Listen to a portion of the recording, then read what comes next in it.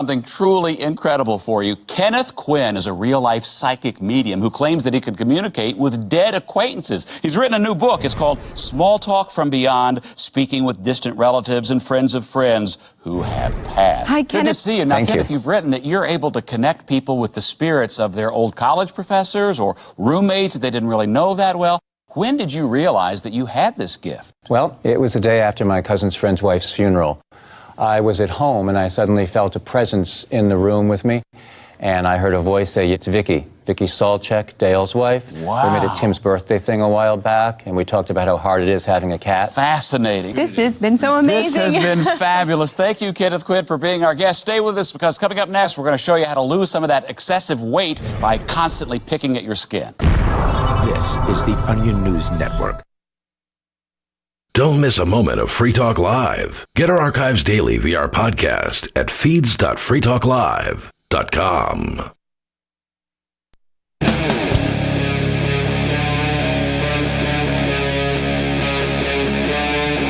Free Talk Live.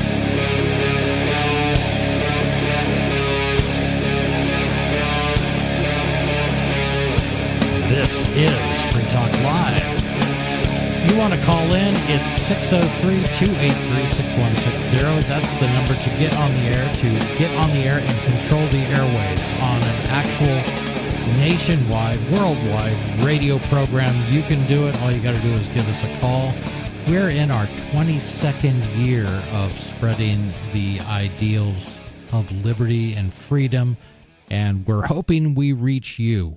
That's a long time to be on the air, 22 years. It is, and I'm sure there are shows that have been on longer, but 22 years is really nothing to sneeze at. And that wasn't all me, or it wasn't all Lori and Riley, who I'm in studio with. My name's Chris, and yeah, we all pitch in to keep the show going and keep it on the air, but I'm just trying to imagine I've never been at a job for 22 years. I've never had that long of a career.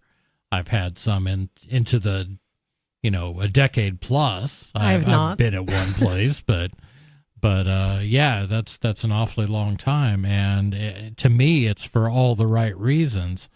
It's about, bringing up things that are slightly uncomfortable, things that you don't get in the mainstream media. The idea that some of us believe you should push back on some of the things that some people in Washington seem to think are great ideas. And this is one. This may be a bit divisive, but we'll find out, see if we get some calls on it. This is coming from Reason Magazine, Reason.com, and it's about mandatory national military service, which is a nice way of saying the draft, yeah, which is, to me, conscription. A nice way of conscription. Slavery. Yep. Thank you, Riley. I mean, that's what conscription really is slavery. I couldn't agree more. And when you're being forced to do labor for someone else, even if you're getting paid, if they are telling you, you must do this, you have no choice in the matter. That really is conscription. That is slavery. And the idea that it can be used for something that is likely going to violate your personal morals is particularly heinous in my mind. This article starts out, Donald Trump's acting Secretary of Defense Christopher Miller advocated the plan this week, which Trump called a ridiculous idea. Well, good for you, Donald Trump. Yeah, thankfully it is a ridiculous idea, and he agrees with that being a ridiculous idea. I mean, slavery, of course, is going to not help anybody, and mandatory service isn't going to serve anybody either. It's just a way for the virtue signaling people to say, we are going to virtue signal on how good we are going to make people be. No, it helps the corporation of the United States. That's who it helps. Nobody wants to fight their stupid wars, and so they have to force people to do it. Well, let's get into this and see what reasons they say. See, okay, we've got a couple good guesses here, at least. In December, the Department of Defense revealed that it has missed its collective recruitment goal for the armed forces by 41,000. Among the separate military branches, with only the Navy and Space Force meeting their individual goals. I'm sorry, I can't say Space Force without laughing. Yeah, I can't take that name seriously. Right? Space Force. So yeah, they're missing their goals by 41,000. It doesn't sound like a big number, but it is a big number when you're looking at what they're out to do, and the fact that we're going into more wars anyway. And when you have fewer people serving in the military, I mean, it just looks bad for a country. But then again, the United States still spends more on its military than most countries do. Yeah, we spend more than the next 9 countries combined on our military. At least that's a statistic that used to be there. It may be higher or more. So it may be we spend more than the next 10 or 11 or 7 or 8, but it's somewhere in there. It used to be 9. Do they count just military spending for this country or the military spending that they do for all countries? No, just us. No, they're not counting the amount of exported military dollars. Because that's a lot, too. That's a whole heck of a lot. Given that, according to 538, President Joe Biden and former President Donald Trump are running nearly dead even in their respective bids for a second term. Either man is as likely as the other to be called upon to address that shortfall. One former Trump cabinet secretary is pushing national mandatory military service. If elected, Trump would do well to reject the idea, no doubt. Christopher Miller served as Trump's acting Secretary of Defense for roughly 2 months between the 2020 election and Biden's inauguration. In a December 2023 interview with Hugh Hewitt about cabinet appointments in his potential second term, Trump said that Miller, quote, did a very good job, unquote, and could potentially be reappointed. Miller told the Washington Post that a national mandate on military service should be, quote, strongly considered, unquote, adding, quote, why wouldn't we give that a try, unquote. Why wouldn't we give that a try? Let's see, because it's never produced the results that you expected it to. It was hugely unpopular. Yes. It's just a way for poor people to be used as chattel for the government, and it's been done before time and time again. The poor people are going to be used as chattel. They're going to be used to fight wars that they are demanded to support at gunpoint, essentially, and you know, it looks good for a country to have people fighting for it, after all. I think so too, and I think Vietnam really broke the whole back of a U.S. draft. That was the one where, you know, we're supposed to send our sons and daughters over, not to fight. Like, there wasn't anything really defensible except for, quote, the spread of communism. Mm-hmm. You know, if dominoes that could fall in the South Pacific or South Asia, that was the only argument. It wasn't like we were attacked like with Japan.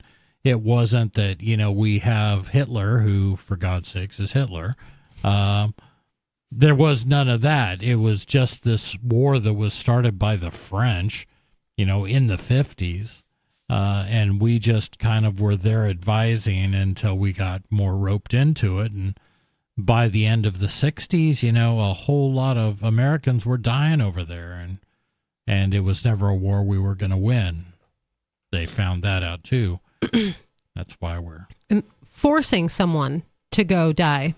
Right. And that's what, you know, and during the 60s, that was the problem they had. They didn't, you know, they were just as hard on troops who volunteered to go over there. But, I mean, the idea that you would force, at the time, you know, 60s hippies to go die for their country, and they had no choice. They could run away, they could hide, face problems with the law by running away to Canada, or you could go die in Vietnam for what? I mean, prop up the heroin trade at the time? No matter the reason, though, even if it was Hitler, nobody should be forced I agree. To go die. Yeah. To potentially die. And if that's not a choice they're making on their own, then there's no reason to send anyone there. You know, you can't choose to die. I can't say I have a serious illness and I choose to die, but they can choose for me Right. to go die. But if you really want to die and kill yourself, that's illegal. Right, that's what I'm saying. You can't choose to die. If you want to die, you cannot. But if they want you to die, potentially. Yeah. Yeah. I see no positive side to a national draft. And part of me doesn't think this will ever really, nothing will come of this. I can't imagine in this political climate that this would go anywhere, but I think you should be worried that it's even being brought up. Mm-hmm. You know, this is something that's so far outside the norm. It's just outside the pale. Don't they have robots now to take all those jobs? Evidently not. Well, I mean, we're working on the Boston Dynamics dog. I mean, that thing's pretty bad. Terrifying. Yeah. The Post also quotes other Republicans in support of the idea, including Senator J.D. Vance, Republican of Ohio, potential Trump running mate who advocates some form of, quote, skin in the game, unquote, potentially through mandatory service. What? Yeah. I just... That's just utterly insane. Like, why do they want to demand that we have skin in this game that they want us to play? I mean, to me, that just sounds like these people are out to control our lives. They're out to control our liberties. And quite frankly, the American people will have to be propagandized in order to support this idea. And I guarantee somebody will find a way to propagandize these people. Well, and I've spent most of my life as a diehard Republican, and I didn't come to the ideas of liberty till late in my life, and it's a shame, but I can't tell you how long I spent, from the time I got out of the actual military to, hearing Ron Paul and going, wait, I need to question some of this stuff. How many times, in conversations, yeah, we think everybody ought to be in it. I think a draft would be good, given these kids today. Let them do 2 years and then get out. What were your reasons? Well, it's obvious, Lori. I mean, these young kids pick any year, and you can say, as someone in your 20s or 30s, you'll say these kids today, they're out of control, and these kids, they need to learn learn what being an American is all about. And that is fighting wars and blowing people up. Well, I mean, you gloss over that stuff. You don't. You just say if you had a couple of years and you served your country a little bit, maybe you'd have a little bit more respect for it and things like that. If you come back with some PTSD from being traumatized, maybe you'll calm down a little. I always, at this point, think about if that must be how they think. I mean, if you're forced to serve, then I guess, quite frankly, you're going to come back traumatized, and we're going to drug you up and say it's all for the greater good. Look at these people serving us. You'll be so great. They're way here less protecting our carefree. freedoms. Way less carefree once you see someone get their head blown off. Yeah. Did either of you read Starship Troopers by Robert Heinlein? No, I think I saw the movie, though. Wasn't there a movie? Yes, it was a movie. That was a good movie. I'm trying to remember. There was some particularly offensive nudity in it that I didn't rewind and watch over and over. Sure. But the idea was, and one of the tenets in Heinlein's world was that if you wanted to go into politics, you absolutely had to serve. Mm-hmm. And only the people that ever served could have a vote. They had to have, as J.D. Vance kind of alludes, skin in the game. Now, what Heinlein was doing was really he was setting it up so you could see what was wrong with what he was talking about. But the idea that to have skin in the game would require people to be drafted, no, you don't. All right. So what about saying if anybody ever wanted to run for office, they would have had to volunteer for government service first? Do you think that's... Anybody who wants to eat in a restaurant has to go in the back and make the food and do the dishes. Exactly. See how the sausage is made. Yeah. I mean, it's a nonsensical argument. Right. Sure. I don't have a problem with people serving, but it can't be forced on people, and it has to be something they choose voluntarily. I think religions, like I know within the Mormon Church or the LDS Church, missions do happen. They do missionary work, and they send boys out at 18 and girls out at 19 for a year and a half to 2 years to go teach other people in different places and serve other people in order to get converts to that particular faith. Mm-hmm. And to me, there's nothing wrong with serving and helping other people, but if your goal is to win converts to your ideology, then maybe you're going about service the wrong way. Like, for example, the military.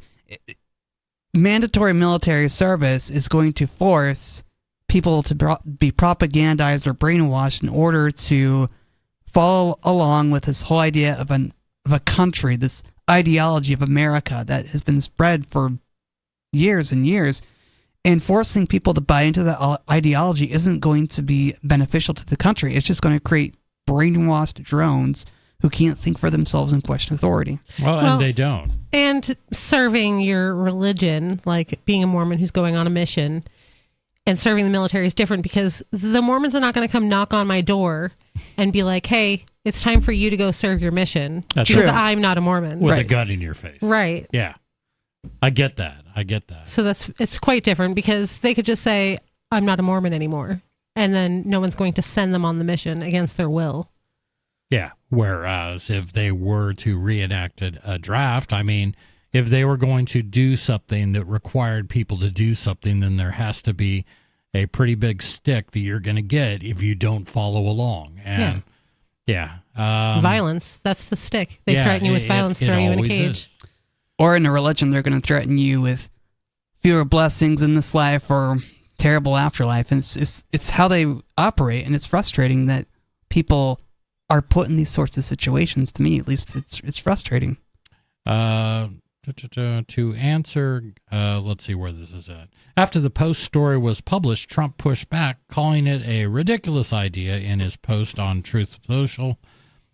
Quote, "The story is completely untrue," Trump wrote. Quote, "In fact, I never even thought of that idea," unquote. So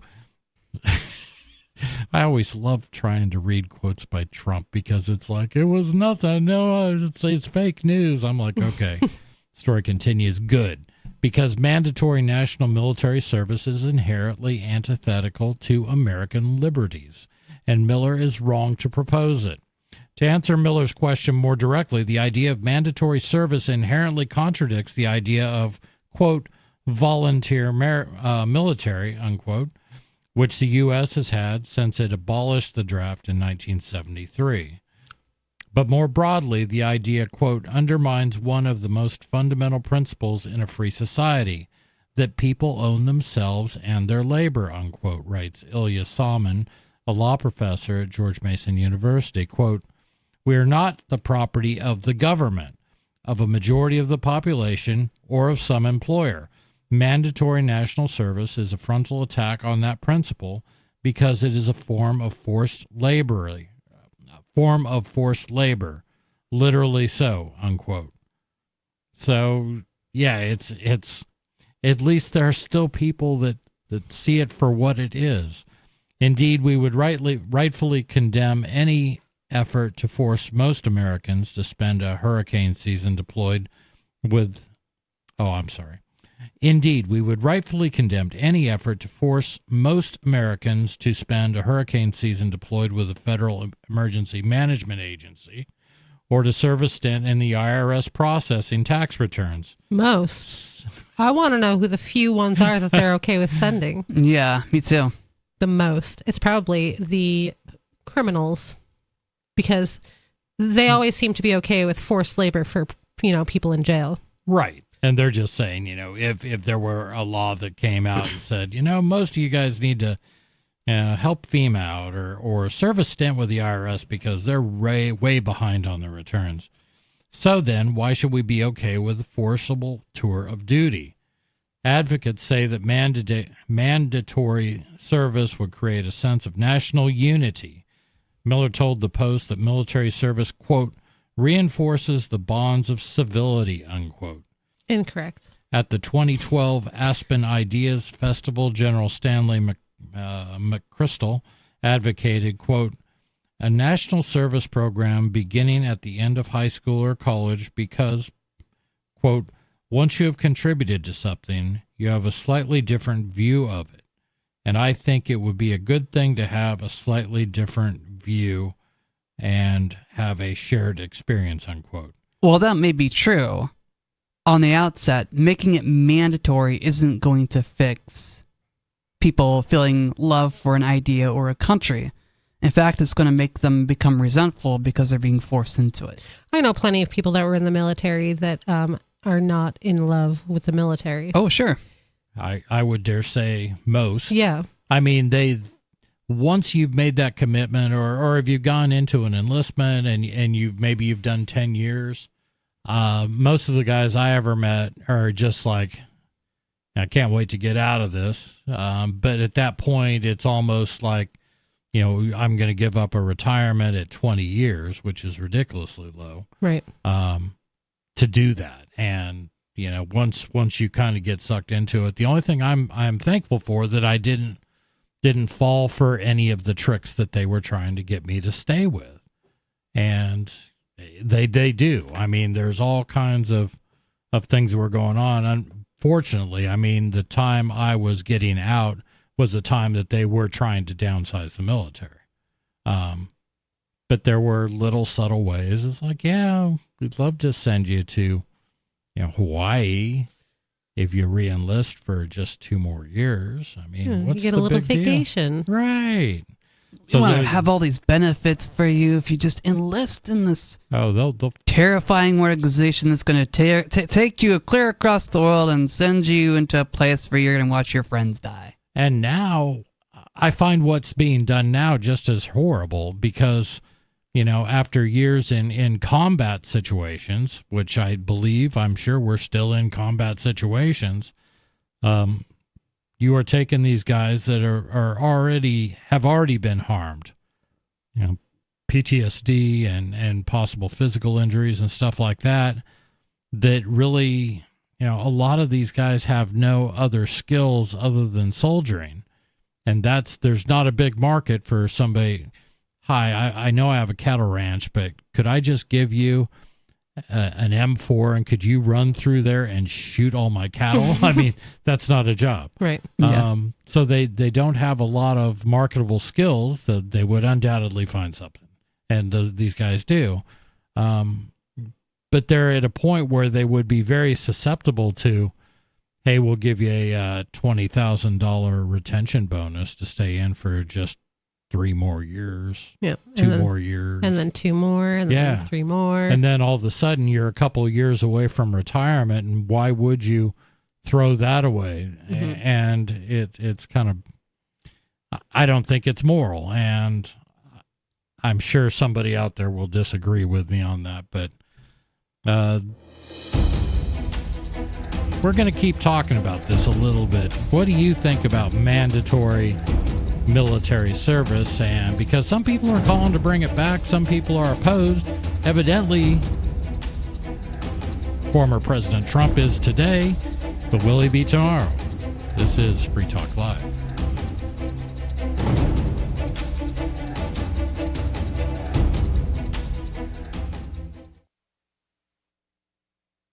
Free Talk Live. You can tell by the way they're dressed, by their demeanor, that these are illegals. Okay. Do you understand that they bring in leprosy and tuberculosis? God, here's the leprosy.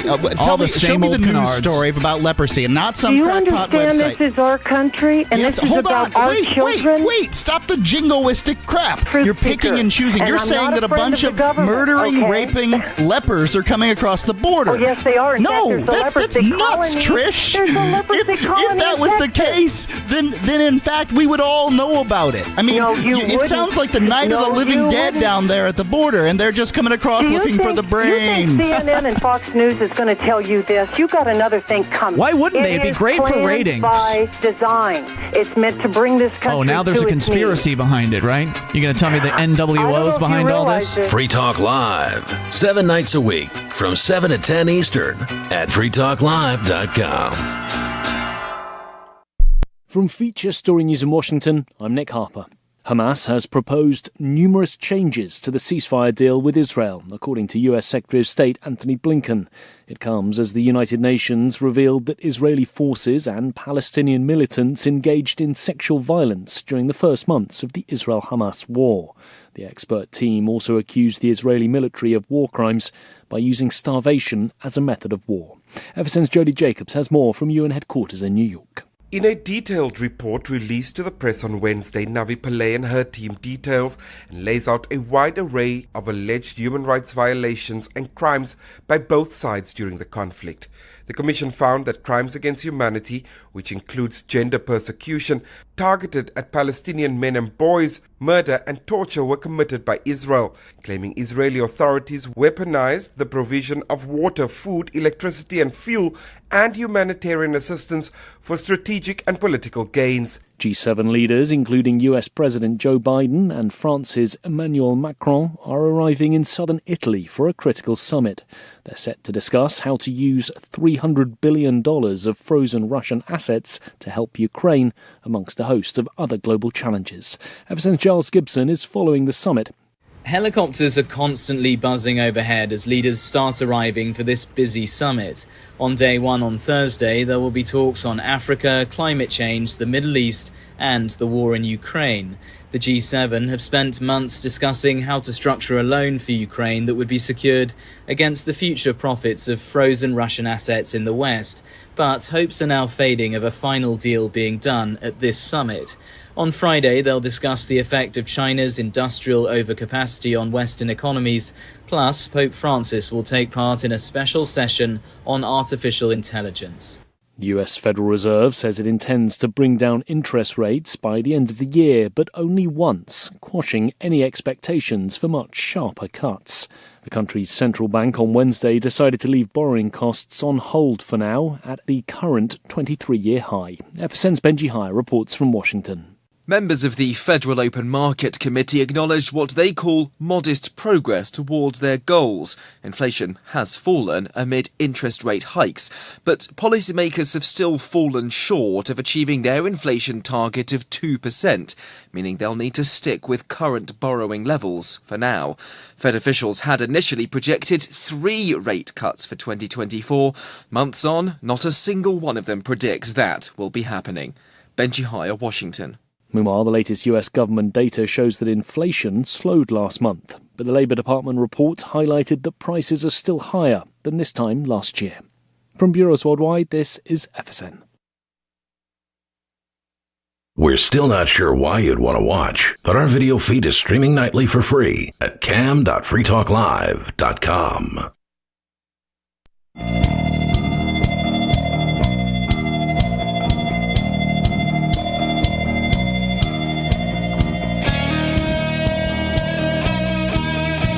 This is Free Talk Live. Our call-in number is 603-283-6160. That's the number to call to tell us what's on your mind. We've been talking about possibly bringing the draft back, but I do want to remind you it's not the NFL draft, by the way. Right. Not the good draft. Free Talk Live is brought to you by Dash Digital Cash. In addition to being one of the world's first cryptocurrencies, Dash was the first crypto project with a decentralized autonomous organization that to this day continues to improve and promote Dash. Thanks to the Dash DAO for sending us 32 Dash per month for this sponsorship. It's easy to get and use Dash. You can learn more at dash.org. That's dash.org. And we're going to go to the phones where we have Creighton in Kentucky. Creighton, you're on Free Talk Live. What's on your mind? Well, I want to stay up front before I say what I really think. Okay. That I'm morally opposed to a involuntary draft. Gotcha. For all the reasons that we all are. But I served in the United States Marine Corps voluntarily. Yep. And I can say with certainty that if by whatever program, anything close to half of American high school graduating males were to go into military service, even for a few years, if that were to ever happen in the United States as a whole, yep, our odds of going to war in the future would drop significantly. Huh. Why? And the reason Why do you believe that? Well, from my experience in the Marine Corps and my experience with veterans has since coming out, is that when you're a child and you see the propaganda, and I'll admit right up front that I joined the Marine Corps because of the propaganda. Yep. You end up joining the military, and then you spend some time in it, and invariably, that propaganda will wear off, and you will see the military for what it really is. Well, at least somewhat for what it really is, as essentially an employer of last resort. Yeah. And at the same time, so your veterans don't want to go to war in general, and the family members of military personnel in service don't want to go to war. So if you had 50% of males between roughly 18 and 22 in the military, in the United States military, even just for one tour, those family members, combined with the veterans who know what it's really like, would pressure Congress to stay out of these foreign adventures. Yeah, foreign entanglements. So significantly. Were you... that it would actually... I'm sorry, go ahead. I think we would have a significant increase in libertarianism if such a thing ever occurred. I would not disagree even if it was with by that. draft. Yeah. So were you, if I can ask, as a Marine, were you in a combat role? I was in a... combat. I had two modes of specialty, and one of them was a combat role. Okay. But I never saw combat myself. Right. That's okay. And I was in the military, and I was in the Army, and I chose a job that would not be combat. So I didn't experience that either. I'm glad I didn't. But overall, I don't disagree with you. I think that I'm looking for something good to take out of decades in Afghanistan and Iraq and the Middle East is maybe it will change the mindsets of a lot of people. You know, this wasn't 3 to 5 years that we spent in Vietnam for a lot of people. And during Vietnam, you know, most guys did a tour and a few got roped into 2 tours. And now you've got guys, I've heard some horrendous numbers of how many times guys were shipped over to the sandbox. And I can't imagine what that would do to someone's psyche. I mean, you know as well as I do, and probably better than I do. I can certainly imagine it. I've witnessed it in others. Yeah. But like I said, I mean, we don't have to necessarily experience the horrors of war to witness the horrors of war in a combat zone or nearby a combat zone to understand the devastation of it. And as our family members, the family members of these young men who might be either compelled or convinced to join a U.S. military to the point that a majority of U.S. males actually end up as servicemen or veterans. Right. Our odds of going to war in the future would collapse. Because these people know what it's like. Yeah. I bet. Yeah. And they know the toll that's going to be put on every other person that does this. Our greatest problem with having such a powerful military is that it's ran by people who have never been anywhere near the military. Like most wars. Hey, Creighton, thanks for your call, man. It'd be great if we could just get to that without having to sacrifice people to the war machine. I agree. Yeah, I think it'd be absolutely great. But, you know, sometimes the war machine has to be fed, unfortunately. I understand that. But I do think that we have a unique opportunity in this time that we have so many victims of it.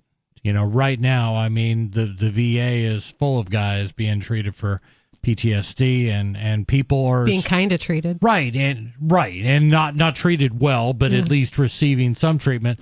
they at least, I think, have been identified, and maybe they'll start to realize that, this wasn't a good idea, and maybe that'll be the next generation of old men that when it comes time to, when people start banging their swords together, maybe they'll be the ones that go, I don't think we want to do that. I don't want to do that to my grandkids. I don't want to do that to my children. Yeah. I hope so. I can be optimistic. We're going to go to Gigi. Gigi, you're on Free Talk Live. What's on your mind? Good evening, everybody. A pleasure to speak to everyone. Thank you. I would like to make a comment, and then I have a follow-up question.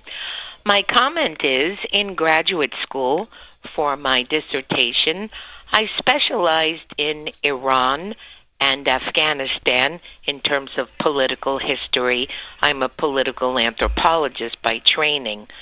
To answer the question you posed a moment ago, what did we accomplish? What did we gain being in Afghanistan for so many years? Nothing. Yeah. Nothing at all. Nothing at all. And my question is, and that's just my personal opinion, my question is, I have not heard the captain on Free Talk Live for quite a while, and I'd like to know, where is he? Is he away on vacation? No. Is he well? No, What's wrong? My gut tells me something ain't kosher. He's down in the basement as we're doing this show. No, we no. keep him down there. We're going to bring him out once a year. Actually, just for an airing. Exactly. Right, well- we got to get down there and clean after the captain. Captain actually stepped away from the show for a while to do some other things, and so he'll be back eventually, I'm sure. He's not going to go away permanently. And I think he may be doing a Beard Talk live. Yeah. Live Yep. from Forkfest or Porkfest, one of the two. So yeah, if you listen, Beer you'll Talk Live is. He always played the song for me on Sundays, and he was my secret passion. My radio boyfriend that the whole country knew about. And it's not like him to have just stepped away. He was very, very devoted and passionate about the show. Are you sure it's not you? Yes, it's me as well. Thanks a lot. It's both. I enjoy listening tremendously. Keep listening. I'm sure you'll hear him on the air once again. Gigi, thank you so much for the call. We're going to go to Vista, California, where I suspect I know who this is. Unscreened caller, you're on Free Talk Live. It's your boy, the evolutionary capitalist young skeet. We all know why Captain left. Let this be a lesson to your viewers. If you're persistent enough, dreams do No come offense, true. Riley. He didn't mean on a radio show. All right. You were saying. Riley. I hear Riley laughing, my favorite utilitarian. Lori, the Timu lawyer and journalist. Are you saying And that the you brown drove baby Captain killer away? himself. He left because of you? Chris, thank you for your service and fulfilling your duty to protect the public. I Chris. defended no one. I drank a lot of beer. I chased a lot of girls. That's what I did with your tax dollars. And thank you I'll for tell your what service, I'll tell Chris. you what else you did, Chris. I'll tell you what else you did. You did more for freedom as a brown baby killer than you're doing now, perpetuating libertarian fallacy. Wow. I hate to tell you. I didn't kill any brown libertarians babies. this. That's good. I You mean, shouldn't kill they- babies of any color. Exactly. But Right. we did have field trips where you could sign up and say, go kill some brown babies, but I was always busy. Probably a good thing you're always busy. You still did more for freedom than you're doing now as a host for Fallacy Talk Live. I hate to tell you this, libertarians, but Okay. you guys are already living in your libertarian hell.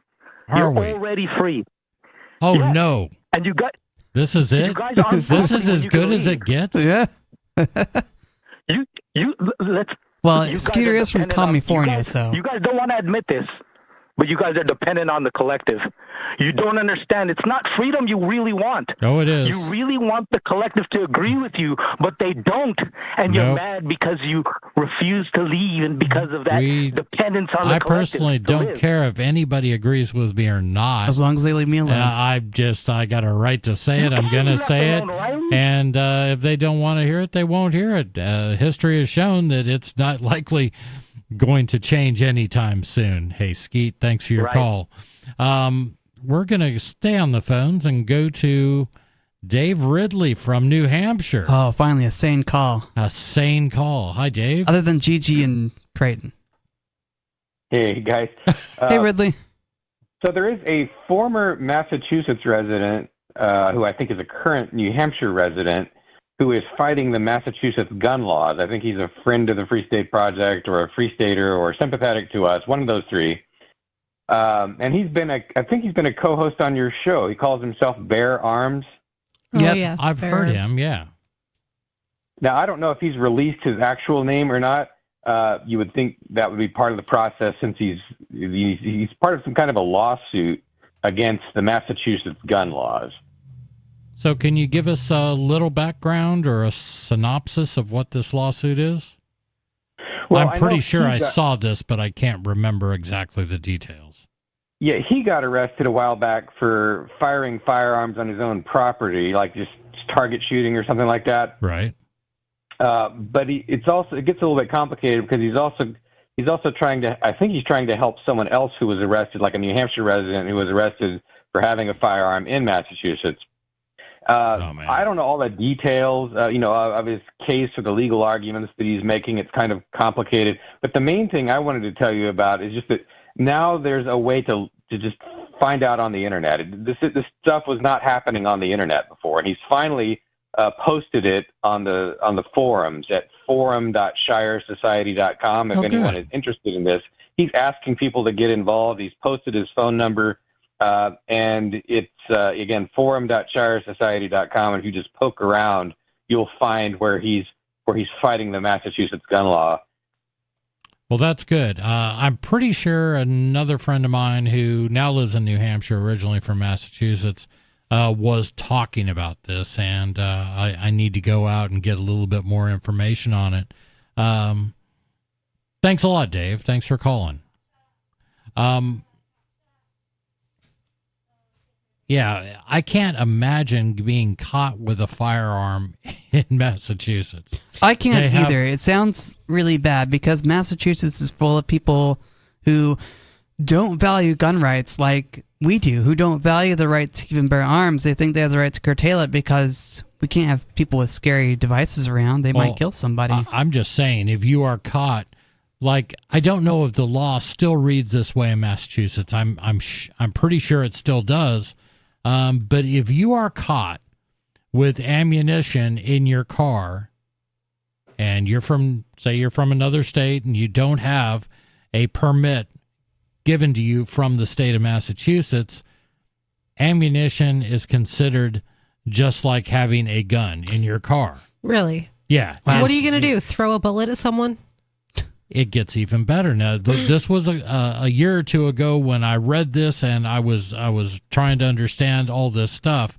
But at that point, let's say I had an empty shell casing. Let's say I went to the range and I just had some spent brass, like 9mm, underneath my seat in my car. Just say that happened. Mm-hmm. That would be the equivalent of having an unlicensed firearm in Massachusetts. An empty shell is the same as having a gun.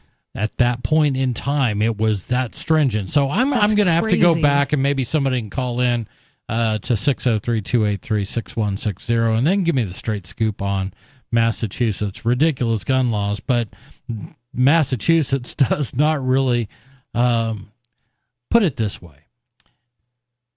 If the U.S. Revolution were to start today, Massachusetts would have to be on the other side of that fight. There would be no protecting the batteries and the armories at Lexington and Concord. Yeah, there would be no more Battle of Bunker Hill. I mean, they would just say, no, you guys can't defend against that. So. Kind of absurd considering the history.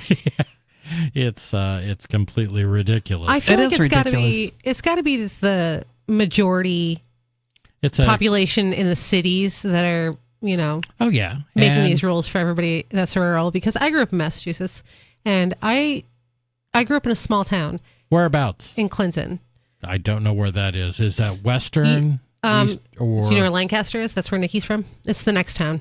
Okay. Like we were from towns side by side. No kidding. Yeah. And you probably grew up talking to each other every day. No, we didn't know each other. Didn't even have any idea. No, we didn't know each other. Yeah. Massachusetts is and has been a very liberal state. Yeah. Well, when I was growing up, it didn't feel like right. that because I grew up like in a small town. Yeah. It's a lot of farmland and stuff out there and like little teeny tiny towns. And I don't think people were as, I hate to use the word divided, but I don't think things were as cut and dried, at least when I was growing up. Now, you're what, 20, 30, 40 years younger than me. Of course. At least. When I was growing up, my father was, died, and he was Republican. My mom was a Democrat, but they both, at various points, voted for the other team. My dad voted for a Democrat. I know he voted for Kennedy. My family was strange. Like, my parents never talked about politics. I asked my uncle one time, the only person I knew that seemed like he had some political ideas, who he was voting for, and he like yelled at me. I was just a kid. Like, I had no idea, and he yelled at me for asking him who he was going to vote for, like it was some big secret. So, like, I had no political exposure to anyone's ideals growing up, so I just had to decide on my own what I wanted to believe, which was nice. When I was a young conservative, I loved to just torment the hell out of my mom because she was such a liberal. Wow. And all the while knowing that she was a Goldwater Democrat, somebody who supported Barry Goldwater against Johnson because she thought that the Republican was a better choice than the Democrat. And it was just interesting. And weirdly, one thing I remember from being very, very young was my mother had a copy of Atlas Shrugged. Really? I can't calculate or compute. It just doesn't make any sense that my mom would have Ayn Rand books, but it was a bestseller. But now I would just love to go back and say, what did you think of this? Right. I would be curious too, because it seems like Atlas Shrugged would be a book that would not make her happy as a Democrat. One would think, but again, if things are changing, if we're more divided as a country now, if people feel that they have to be either far left or far right, like those are the socially acceptable choices now, it seems like it's kind of that. Seems like she might have had an open mind anyway, since she, switched her vote. Yeah. When she decided it was the better choice. Yeah. And I think that was just something, but they were more interested in who somebody was rather than what kind of jersey they wore on game day. That's crazy talk. Right. Oh, man. We were talking about the draft. I think there's a little bit more to this article. Does it just say drafts are bad, don't do it? Well, I think we've covered that. Oh, okay. I hope they do too. Indeed, we would rightfully condemn any effort to force Americans to spend a hurricane season. We talked about that. Yeah, what if the government told you had to spend a hurricane season deployed with FEMA or to serve a stint as an IRS tax processor because they were short of people? But yet they're still kicking this idea around that you should think about this for national service, and it drives me nuts. But unity is not a sufficient reason to press people into service. Quote, we could achieve even greater national unity by suppressing dissent, speech, and religion, unquote, writes Soman. Quote, yet we rightfully recognize that unity is not a valid justification for violating these fundamentally human rights. The same goes for the right to be free of forced labor. A unity achieved through coercion is not worth the price, unquote. The idea is fortunately not popular among peer nations. Quote, the 60 or so countries that still require armed servitude to the state are largely impoverished and authoritarians like Cuba, Turkmenistan, and Iran, unquote, reasons Matt Welsh wrote in 2023. Quote, of the richer world exceptions, most live in a state of real or perceived existential threat on their borders. Quote, it goes on to list Israel, Estonia, Taiwan, Singapore, and South Korea. Thankfully, neither of these scenarios describes us in the U.S. It's worth remembering psychologist Abraham Maslow's famous axiom that, quote, it is tempting, if the only tool you have is a hammer, to treat everything as if it were a nail, unquote. When McChrystal advocated a form of national service, he prefaced it by observing that, quote, we've never done an extended war with a professional army like this, referencing the war in Afghanistan, which had lasted for a decade already and would not end for nearly a decade more. McChrystal noted that while the U.S.'s all-volunteer army, quote, performs magnificently. Thank you. You're welcome. We're running it very, very hard, and at a certain point, you can't expect it to go forever, unquote. Perhaps that's a good thing. If fewer people were available to fight the nation's wars, then maybe lawmakers will be less inclined to start them. Yeah. You would hope. One would hope. I feel like they would just find another way to fight them, though. I don't doubt that. But I also have faith in the American people. And I do believe that more people are waking up. I mean, we're in a very different world today than we were 20, 30, 40 years ago in terms of the internet, in terms of information that's available, in terms of ridiculous radio shows like Free Talk Live, where we talk about this stuff. And we're not afraid to bring it up because, True. We're not afraid to be hounded by the feds or whatever. We're just going to continue broadcasting. Yeah, and angry calls, hell, we look forward to them. Yep.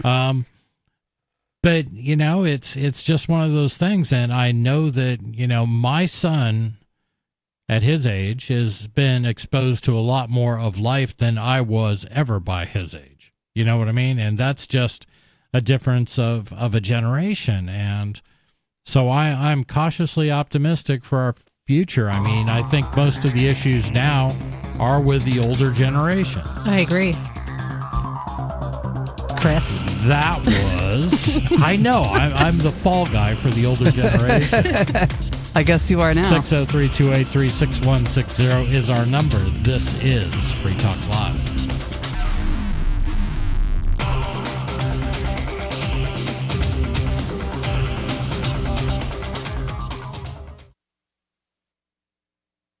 Hey, you are going to love the movie Victimless Crime Spree. It's hilarious, heartwarming, and carries a ton of inspiring freedom messages. Feeling down about the lack of liberty in your life?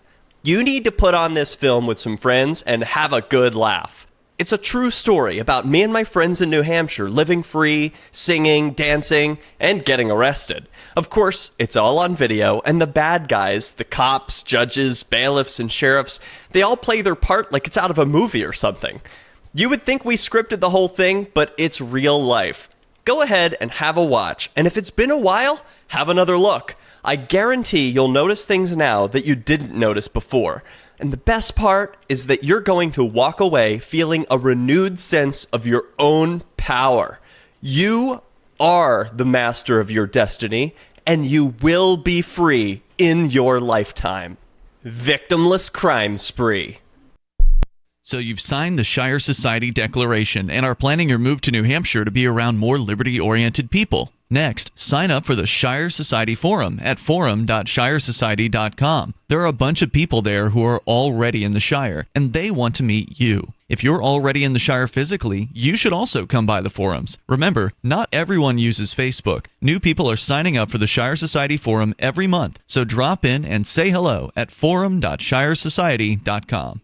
Tired of cancel culture? Sick of mega tech corporations holding an axe over your head? Join the LRN.FM Matrix chat server. It's self-hosted, so no one else can tell us what to do or say. Don't like the existing channels? You can make your own. You can even connect into some of our channels from other Matrix servers. It's federated. For the full LRN.FM Matrix experience, though, you should join our server via the step-by-step instructions at chat.lrn.fm. Chat.lrn.fm. You're listening to the live edition of Free Talk Live. Hour number 2 is next, after the news, here on the Liberty Radio Network at LRN.FM. From Feature Story News in Washington, I'm Nick Harper. Hamas has proposed numerous changes to the ceasefire deal with Israel, according to U.S. Secretary of State Anthony Blinken. It comes as the United Nations revealed that Israeli forces and Palestinian militants engaged in sexual violence during the first months of the Israel-Hamas war. The expert team also accused the Israeli military of war crimes by using starvation as a method of war. FSN's Jody Jacobs has more from UN headquarters in New York. In a detailed report released to the press on Wednesday, Navi Pillay and her team details and lays out a wide array of alleged human rights violations and crimes by both sides during the conflict. The Commission found that crimes against humanity, which includes gender persecution, targeted at Palestinian men and boys, murder and torture were committed by Israel, claiming Israeli authorities weaponized the provision of water, food, electricity and fuel and humanitarian assistance for strategic and political gains. G7 leaders, including US President Joe Biden and France's Emmanuel Macron, are arriving in southern Italy for a critical summit. They're set to discuss how to use $300 billion of frozen Russian assets to help Ukraine, amongst a host of other global challenges. FSN's Giles Gibson is following the summit. Helicopters are constantly buzzing overhead as leaders start arriving for this busy summit. On day one on Thursday, there will be talks on Africa, climate change, the Middle East, and the war in Ukraine. The G7 have spent months discussing how to structure a loan for Ukraine that would be secured against the future profits of frozen Russian assets in the West. But hopes are now fading of a final deal being done at this summit. On Friday, they'll discuss the effect of China's industrial overcapacity on Western economies. Plus, Pope Francis will take part in a special session on artificial intelligence. The US Federal Reserve says it intends to bring down interest rates by the end of the year, but only once, quashing any expectations for much sharper cuts.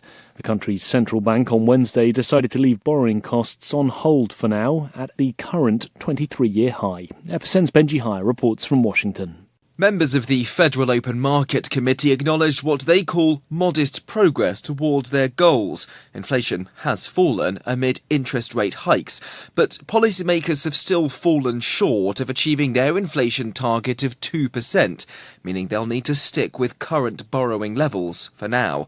Fed officials had initially projected 3 rate cuts for 2024.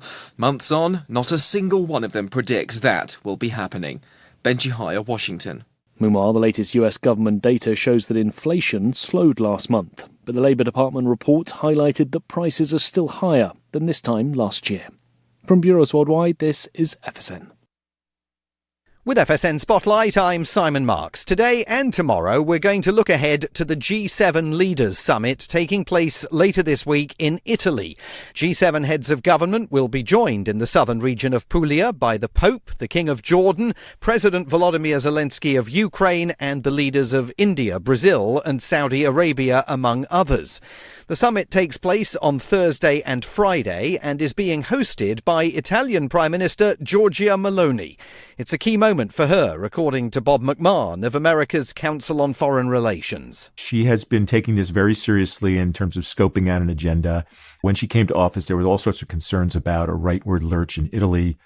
But she took a number of interesting steps, including really full-throated support for Ukraine, taking Italy out of the Belt and Road initiative that China has been trying to extend well into Europe, and making statements like this one, which she says the G7 has a, quote, increasingly important role in the defense of democratic values, the protection of the rules-based international system, and the ability to meet the challenges of our time.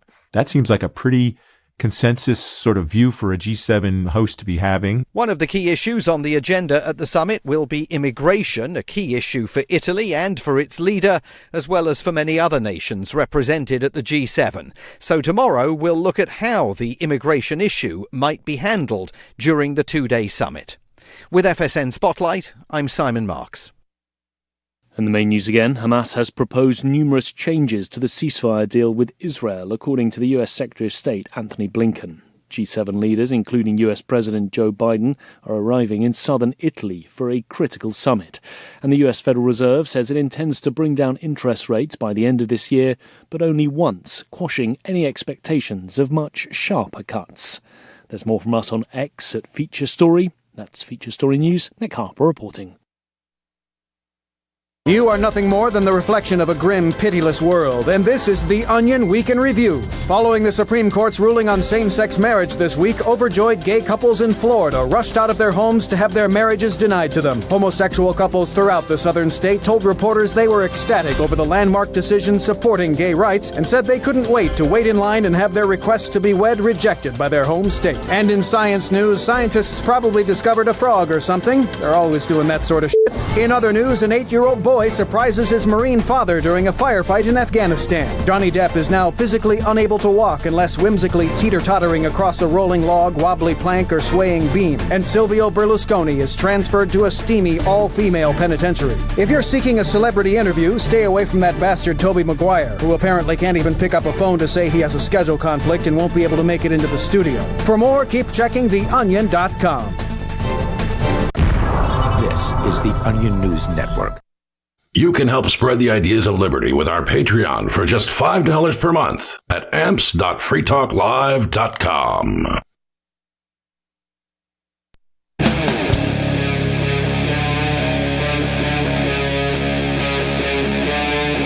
Free Talk Live.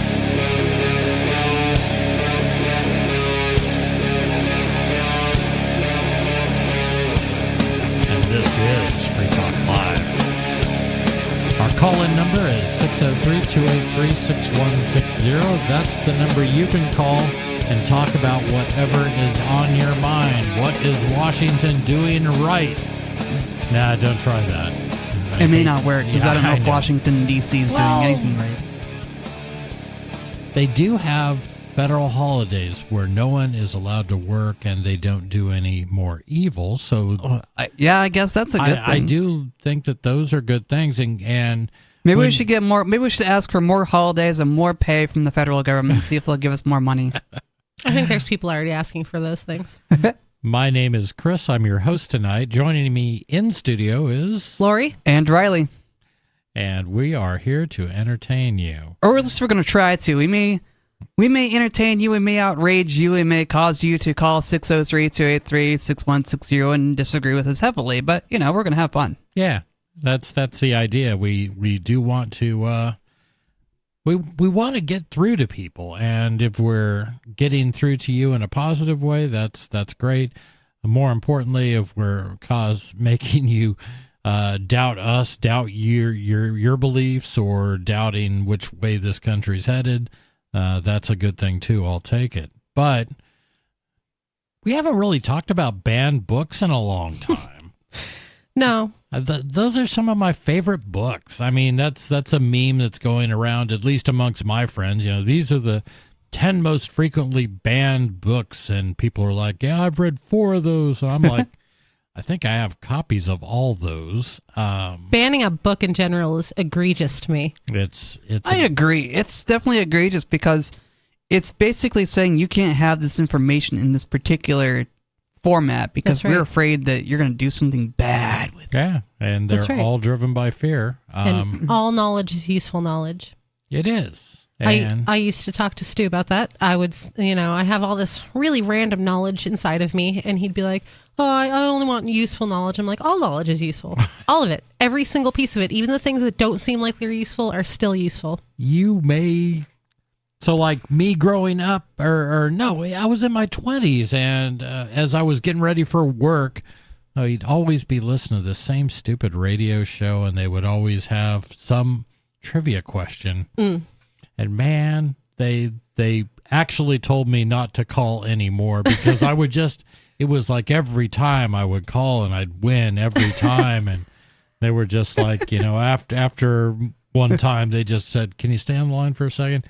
Yeah, we really don't want to do this all the time when you're, I'm like, well, sorry. I mean, I'm a fount of youthful useless information. And Is it useless, though? If I it brings know. you some kind of enjoyment, that's a use. It got me free tickets to stuff. See? So, yeah. Useful. That's all right. I love it. All right. So, what is this story you spoke of? This is from The Guardian. Book about book bans banned by Florida School Board. Whoa, that's... No, hold on. Just trying to wrap my head around Yeah, it. me too. A book was about banned books. Yes. And it was that banned. book got banned. Yes. Wow, that's a little strange. By Florida. Book bans, book bans. And, oh, man. Florida, there's a lot I like about the state. Is it the sun? Well, yeah, The trees, I like the sun. dolphins. I like alligators and I like manatees and those things. But, man, they just sometimes... Okay, so what's going on in Florida? Ban This Book by Alan Gratz, banned in Indian River County after opposition from parents linked to Moms for Liberty. A book about book bans has been banned in a Florida school district. Ban This Book, a children's book written by Alan Gratz, will no longer be available in the Indian River County School District since the school board voted to remove the book last month. Gratz's book, which came out in 2017, follows fourth grader Amy Ann Ollinger as she tries to check out her favorite book. Ollinger is told by the librarian she cannot because it was banned after a classmate's parent thought it was inappropriate. She then creates a secret banned books library, entering into an unexpected battle over book banning, censorship, and who has the right to decide what she and her fellow students can read. I love it. Yeah. A student fighting back the book ban thing and saying, hey, I'm going to make a banned books library, so pony up if you want something. Maybe I'll get it for you. Yeah, it sounds like a great book. Oh, yeah. And if you are, I mean, I would think the school district would want to teach the importance of things like, I don't know, the Constitution, the Bill of Rights, the First Amendment. You're thinking that schools want you to be taught how to think, though, which is incorrect. Well, they do want to teach you how to think. They want to just teach want you to what to think. Exactly. Not I get how. it. Just if you feel compelled to think, you must think the way we want you to think. That's Yeah. right. In a peculiar case of life imitating art, Jennifer Pippin, a parent in the coastal community, challenged the book.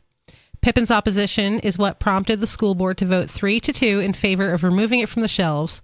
The vote happened despite the district's book review committee vetting the work and deciding to keep it in schools. Indian River County school board members disagreed with how Gratz's book referred to the other works that had been taken out of the school and accused it of teaching rebellion of school board authority, according to the Tallahassee Democrat. Oh my God. Is there really such this organized students that are define school boards across the nation? I hope there are. I hope so too. Why not? This is a case of people who have a teeny tiny bit of power and they go power hungry. They want to ban all these books. No matter what the other parents in the school district think, maybe they want their kids to read it, but they are on the school board, so they're the authority and they get to decide for everyone. I hate this whole system. Pippin is also the chair of the local Moms for Liberty chapter, a far-right organization that has been behind many of the book bans that have swept across the U.S. in recent years. According to a 2023 PEN America report, 81% of school districts that banned books between July 2022 and June 2023 were within or joined a county with a local chapter of groups such as Moms for Liberty. Which doesn't sound like very She doesn't sound very liberty friendly if she's out for You keep using banning that word. books. I do not think it means what you think it means. Yeah. I mean, I just don't get this. And I'm getting confused because there was some woman and her husband in charge of some organization. I thought it was Moms for Liberty, but it's obviously not. That they as a couple were trying to pick up women, and this all became, it's another story. But I'm pretty sure in Florida, I don't think it was Moms for Liberty, but it was some group like that or similar to, at least sounding. Picking up women to do what with them? I don't need to spell these things out. Plus, young Riley is in studio with us. We don't want to Sure. upset his delicate sensibilities. Thank you.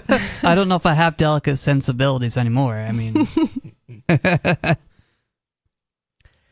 The story continues. Besides Pippin, two of the school board members who voted in favor of banning the book, Jacqueline Rosario and Jean Posca, had support from Moms for Liberty during their campaigns. Rosario and Posca did not immediately respond to a request for comment.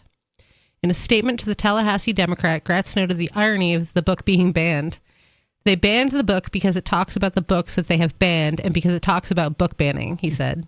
It feels like they know exactly what they're doing, and they're somewhat ashamed of what they're doing, and they don't want a book on the shelves that calls them out. Yeah, I get that, and you should feel bad if somebody calls you out, and maybe you should use this moment as a time of a little introspection. Maybe you should look at your actions and maybe take a step back from your zeal to ban books. I feel like people who have these authority-hungry issues where they demand other people do whatever they say don't really have that skill of self-introspection and, like, you know, re-examining their actions and changing their minds. Right, and just taking an honest look at yourself and saying, can I be better? Can I do better? No. Yeah. They prefer silencing. They do, and they also prefer echo chambers. They want to hang around. They want everyone to agree with their values, and they want to force their values on other people through information control. And I think the easiest way to get stuck in that trap is to just keep yourself in a little bubble of people that all agree with you. And I you know, personally, I feel like I'm somewhat in that too. Fortunately, the people I do surround myself with and who I speak with the most are liberty-minded kind of people. So it's not as bad, but I find myself falling into that trap all the time. Oh, me too. I don't like to have echo chambers because they don't allow me to question the narratives of libertarianism or question my own narratives in my own mind, because within an echo chamber, you're just hearing your own thoughts and ideas echo back at you, and that's great if you want an echo chamber, but I don't want an echo chamber. I want to be able to take someone's idea and run it around in my mind and see if it actually resonates with me. But if not, I'll abandon it. I have to be challenged. My ideas, anything I promote has to be challenged. How can I stand behind something that I have not defended? You know what I mean? You have to be able to defend what you're putting forth as a proper course of action. You need to have that challenged. And if you do away with that, like if you're just doing nothing but listening to, I think in this case, mostly right-wing, commentators, news, that's your sole source. And then the one time you get out of the house each week is to go to your Moms for Liberty event, where everybody does the exact same thing. Hard quotes on liberty. Yeah, well, I don't think they mean the same thing it means to us. Yeah. So I'm against tribalism. I know that it's a human nature thing, but I've never been one for groups. Like, I don't have a political group. I'm a leave me aloneist. I just want to leave everyone alone, want them to leave me alone. I don't subscribe to any religious ideology, nothing like that. I just am friends with people and I talk to people, and it doesn't really matter to me what ideologies they have. Right. And I think that it would have been fine a long time ago when there were small groups of people and you needed tribalism to survive. But the world is just too big now. And if you surround yourself with a tribe of people who are just like you, no one's going to have any personal growth. Right, because no one's going to challenge any of it. Right. And so if you... Well, and you become scared of the challenge. Right. And if you just start to, and it happens, every group with all the best intentions starts to slide in a bad direction. The good groups see it and they autocorrect. You know what I mean? They get back on the right path or a good path, or at least an honest or more liberty friendly path. The worst ones, they end up, Hitler's done a lot of good for our country and Germany. So, if he's done good there, maybe we should hear him out on everything else. And, I don't believe that all Germans were inherently anti-Semitic. I don't either. I think some Germans hated Hitler. They thought he was an absolute monster. But he did certain good things for the economy, for nationalism, for feeling pride in Germany at that time. And that's the trapping of the tribalistic nature of things is that you will forgive things that you should not be forgiving because they're part of your tribe. Right. And we're as guilty of that in libertarianism as anything else. I mean, I've seen a lot of examples where people have been defended that shouldn't have been defended. I understand if you're defending their right to speak, absolutely. But I will draw the line at condoning action that doesn't agree with my morals. Right. And I don't think anybody should. And yeah, that's. So does this story have a happy ending? And they all found the error of their ways, and they agreed to never ban any more books at all. Come on, Chris. It's conservatives who want to ban things we're talking about. Do you think they're going to come to a happy ending here? Unfortunately, this is a news article and not a fairy tale. So, book bans have picked up steam in recent years and have not shown any sign of slowing down. In fact, the American Library Association issued data earlier this year that noted there had been a massive uptick in the number of titles targeted for censorship at public libraries in the U.S. in 2023. The number of titles targeted for censorship increased by 92% over the previous year, 2022, accounting for about 46% of all book challenges in 2023. The data also noted that there had been 4,240 unique book titles targeted for censorship, as well as 1,247 demands to censor library books, materials, and resources in 2023. So it doesn't really talk about where, I mean, because that sounds like a ridiculously high jump. I know that Florida has laws that say, they don't want anything discussing homosexuality or transvestism or anything like that in public schools. I'm guessing that a lot of these books are probably along the lines of that, and they're being banned outright by not by school boards, but by politicians. You would think, but there's a story right underneath this in the related story section that says Florida school district pulls dictionaries for sexual conduct descriptions. Oh, wow.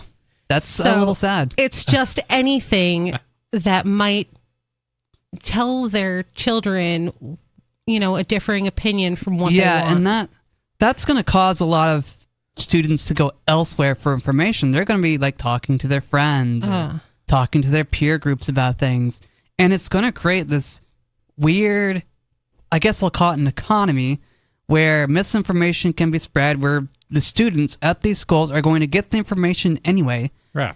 Because they're still hungry for knowledge. Yeah, abstinence-only education creates children, is what it creates. It does. Yeah. It definitely creates children who can't lots and lots figure of stuff children.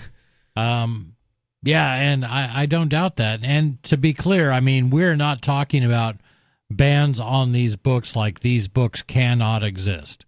What they're saying is these books cannot exist in our school district's library. I'm sure if they had the ability to make the books no longer exist, they would love that. They absolutely would. They would burn them.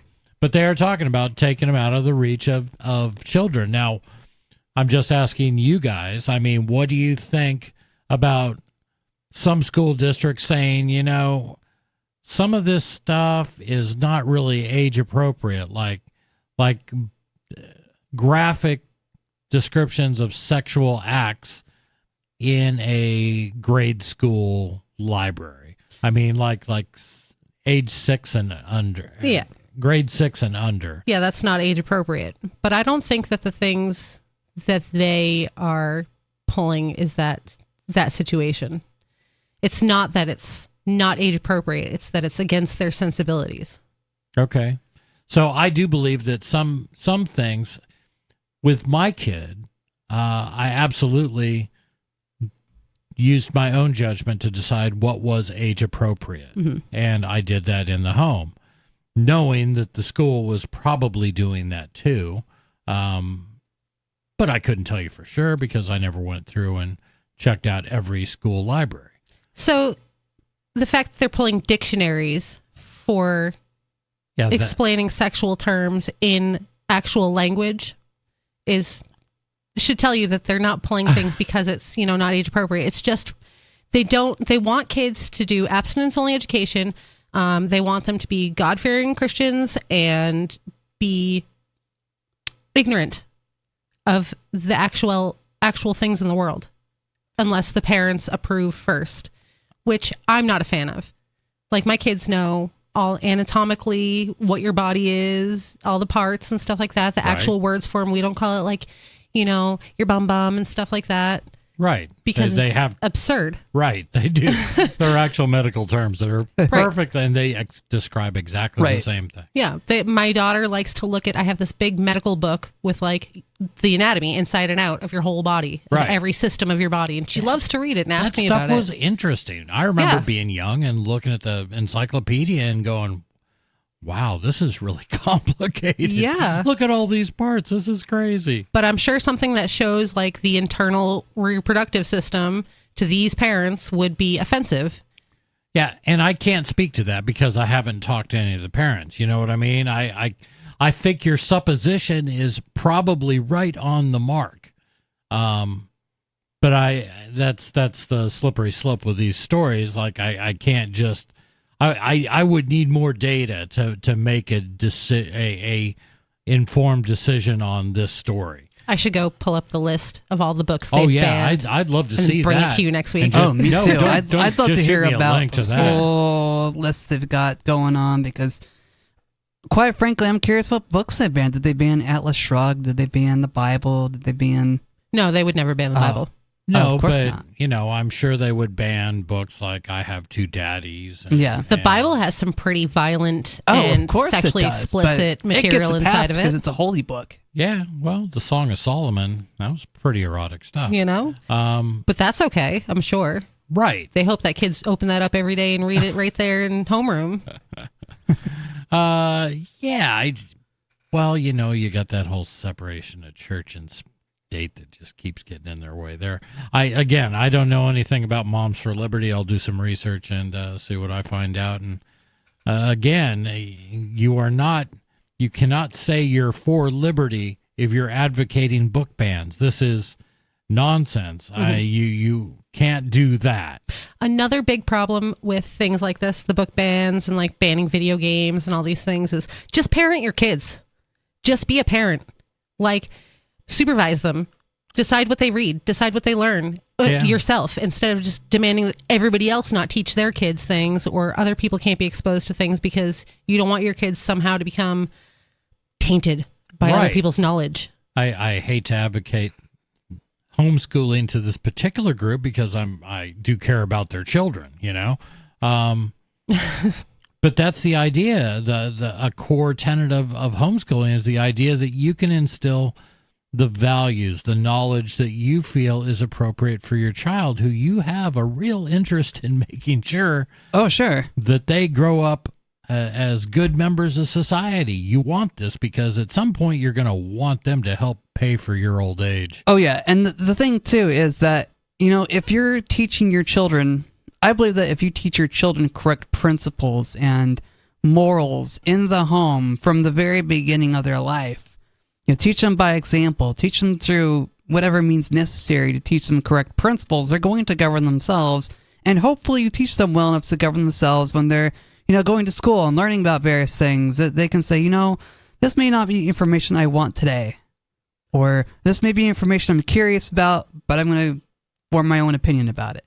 Right. When I was growing up in the age of the internet becoming the internet, I was just unsupervised and let loose into the internet. And I absorbed so much dangerous information, and yet I am not hurting anyone, right, or blowing anything up, or, I'm not building pipe bombs in my basement. None of that. We were told you would, though. I mean, that was what we were all told.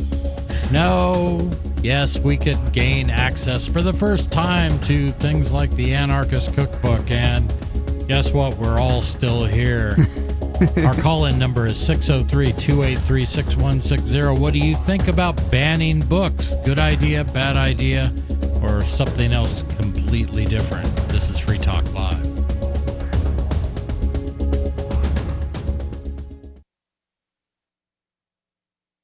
This hour of Free Talk Live is brought to you by Dash Digital Cash. Dash is the cryptocurrency designed to be used for spending. In addition to being one of the world's first cryptocurrencies, Dash was the first crypto project to have a decentralized autonomous organization that to this day continues to improve and promote Dash. Every month, 10% of the mining rewards go into a treasury. Anyone with one Dash to spend can put forward a proposal to the Dash masternodes. The masternodes vet the proposals and decide which ones move forward and are funded by that treasury. Nowadays, DAOs are plentiful, but Dash paved the way by doing it first, nearly a decade ago. Dash is one of the oldest cryptocurrencies and is widely available on exchanges, including the decentralized Maya protocol, and in multi-crypto wallets. It's easy to get and use Dash. Start by learning more at dash.org. Thanks to the Dash DAO for sending us 32 Dash per month to promote Dash on the air. Visit dash.org to learn about Dash. Dash.org.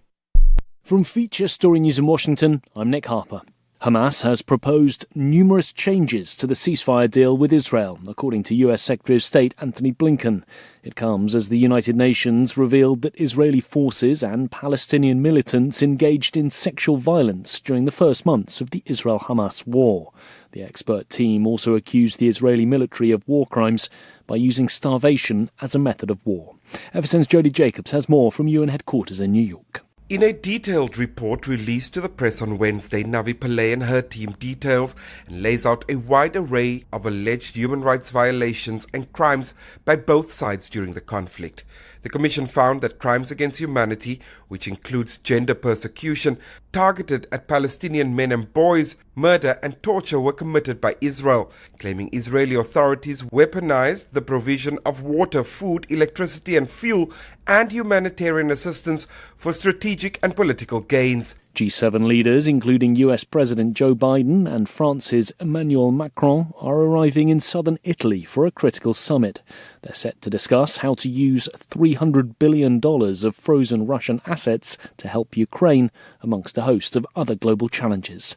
FSN's Giles Gibson is following the summit. Helicopters are constantly buzzing overhead as leaders start arriving for this busy summit. On day one on Thursday, there will be talks on Africa, climate change, the Middle East, and the war in Ukraine. The G7 have spent months discussing how to structure a loan for Ukraine that would be secured against the future profits of frozen Russian assets in the West. But hopes are now fading of a final deal being done at this summit. On Friday, they'll discuss the effect of China's industrial overcapacity on Western economies. Plus, Pope Francis will take part in a special session on artificial intelligence. The US Federal Reserve says it intends to bring down interest rates by the end of the year, but only once, quashing any expectations for much sharper cuts. The country's central bank on Wednesday decided to leave borrowing costs on hold for now at the current 23-year high. FSN's Benji Hire reports from Washington. Members of the Federal Open Market Committee acknowledged what they call modest progress towards their goals. Inflation has fallen amid interest rate hikes, but policymakers have still fallen short of achieving their inflation target of 2%, meaning they'll need to stick with current borrowing levels for now. Fed officials had initially projected 3 rate cuts for 2024. Months on, not a single one of them predicts that will be happening. Benji Hire, Washington. Meanwhile, the latest US government data shows that inflation slowed last month, but the Labour Department report highlighted that prices are still higher than this time last year. From bureaus worldwide, this is FSN. Yep, we still do email. Drop your email address in the entry box at freetalklive.com, and you'll be kept in the loop with Free Talk Live.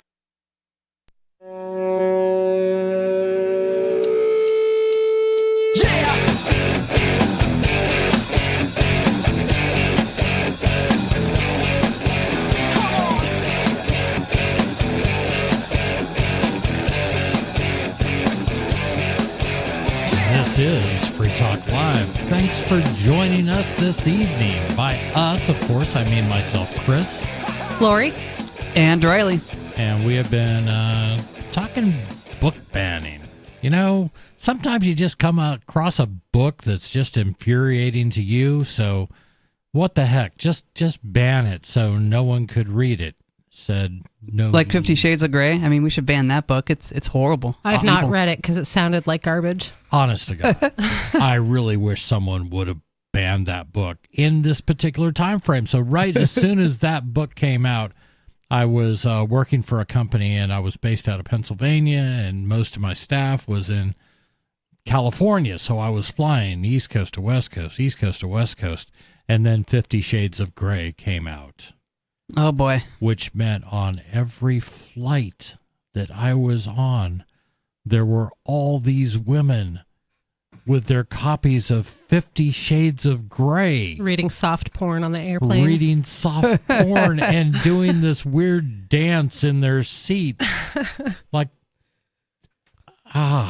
it was 50 Shades of Hell for me. Can you imagine how people would have looked at a man if he like had Playboy open? Oh yeah, I mean they'd be like they'd be absolutely and outraged. If he were constantly readjusting himself down there, with these women were just squirming in their air, and once you saw that this was happening one time, I swear to God, when 50 different women on every plane are all reading the same book. Oh, it was just horrific. And I don't mean to be cruel here, but I'm just going to say that the women that seemed to find great interest in this were not 19-year-old former cheerleaders. Huh. They were not. They were, the word frumpy comes to mind. These were the ones that were really enjoying this book, and I was like... Maybe that's who buys into those fantasies, because I don't understand that, like, people who maybe it's people who have no real experience. Yeah, it's something that I think was very alien to them, and, something that's new, different, that they had never thought about. It struck a chord with them, I guess. And it sold a lot of books, and it sold... I never watched any of the movies that came out, but I heard the movies were horrible. I heard they were like Rotten Tomatoes, like 15% of critics liked them. That's what I would expect. So they only made like $100 million each. Yeah. It's like, yeah, it's okay. Yeah. So this is just porn for older middle-aged women. Okay. It is what it is. But never once did I say, you've got to, I said it jokingly, just they've got to ban this book. Well, I don't think they should ban it. I mean, at the time I did. I'm sure. I was joking. Right. But, a book like that, a book like 50 Shades of Grey shouldn't be banned, obviously. But neither should a book like 1984 or even the Book of Mormon, which is a religious text. No book should be banned. None. Yeah, I agree. I agree with that completely. And I think if I were choosing a school or if I had a young child, I would want them, if I were looking at like K through 12, I would say, after a certain age, whatever I felt was appropriate for my son, I would look for somebody who kept really provocative books out of the hands of like fourth graders. I would feel good about that. And if my son would have ever brought home a book that I felt was out of line, I would have said, I got to make a phone call tomorrow. And, you're not going to read this because you have to take an active part in your child's education. You just can't hand it off to, an education system that is bureaucrat heavy. Most parents don't do that, though. They don't even know what their kids are reading. My parents certainly didn't. They didn't know what I was reading in school. Like, we got the assigned books, and I'd read them all, and then I'd go and get, like, all the books I could from the teacher. So that's what's kind of cool about my mom. I mean, my mom would get called from my teachers saying, why is Chris reading Cat's Cradle by Kurt Vonnegut in second grade? Because I thought the pictures were funny and it was a good book. And my mom didn't care. Yeah. She was like, yeah, absolutely. If you want to read something that was, like I said, I just should have asked her more about Atlas Shrugged. I remember picking it up and I remember reading through it and it was about trains. I knew there was a lot of stuff about trains and metals and but I think when I picked it up, I was too young to really grasp a 1,200 page long book. Oh, it's a huge book. Yeah, I mean, I've listened to the audio version of it. It's really long. It's like 60 hours. I know. It's like, and my Riley, God. You fly through audiobooks. I can't even imagine. So For those of you listening who may not know, Riley is sight challenged. He can't I actually see. prefer the term blind. Blind. He is blind. He is. Yeah. He cannot see. But I've listened to him, listening to emails and stuff like that on his phone, and I listen to things rather quickly. So, I mean, I can get through Atlas Shrugged in about 30 hours, a day or two of listening, or 3 or 4. So is that like double time or triple? Yeah, about double time, I guess. Yeah, because Do you find your reading comprehension is, I don't know if it's improved. I just remember things that fast anyway, and it's just nice to be able to listen to things at warp speed rather than have someone drone on in my ear about trains and stuff. Right. And even with me, for the longest time, I listened to audiobooks and podcasts at normal speed. But with some books, I was just like, oh, for the love of God, come on, pick it up. I mean, and then I realized, I could actually speed that up. Or maybe it was technology finally caught up and allowed you to speed up the sound of the playing of an audiobook. And I can listen to podcasts. Like I listen to podcasts pretty much all day long, at least in one ear. But I can't listen to an audiobook. I don't know what the disconnect is. I've tried it a few times and I just can't get into it. Maybe because I don't want a narrator's voice. I want my own narrator's voice that's in my head, and I don't want like someone else's narrator voice telling me how the words are going to come across or the tone. I understand that. So I think maybe that's what it is. Yeah, because you do assume the narrators, and that can completely change how you perceive a book. Right. With a particular narrator's voice, or I can't remember. I mean, some of the most difficult things are, like, sometimes you'll read a book, particularly works of fiction, where, the main character is male, and, maybe there's some female characters in it and things like that, but, now it's a male narrator, and then he switches to pretending like he's a girl. I'm like, yeah that just doesn't work. Right, yeah, they do like voices and stuff, Right. and I'm just like, no. Yeah. That's not how I hear it in my head, and so it just doesn't work for me. Yeah, that's interesting. Was there anything more about book banning that we didn't cover? No, Florida just likes to do it. Other than it's a really bad idea, and please, I mean, I think what I would take away from that is, if you really are concerned about what your children may be exposed to, do a better job of ensuring what they're being exposed to. Don't trust a government school. Yeah. Why would you? And your kids are in public schools. They're going to know so many things that you don't want them to know way before you want them to know them.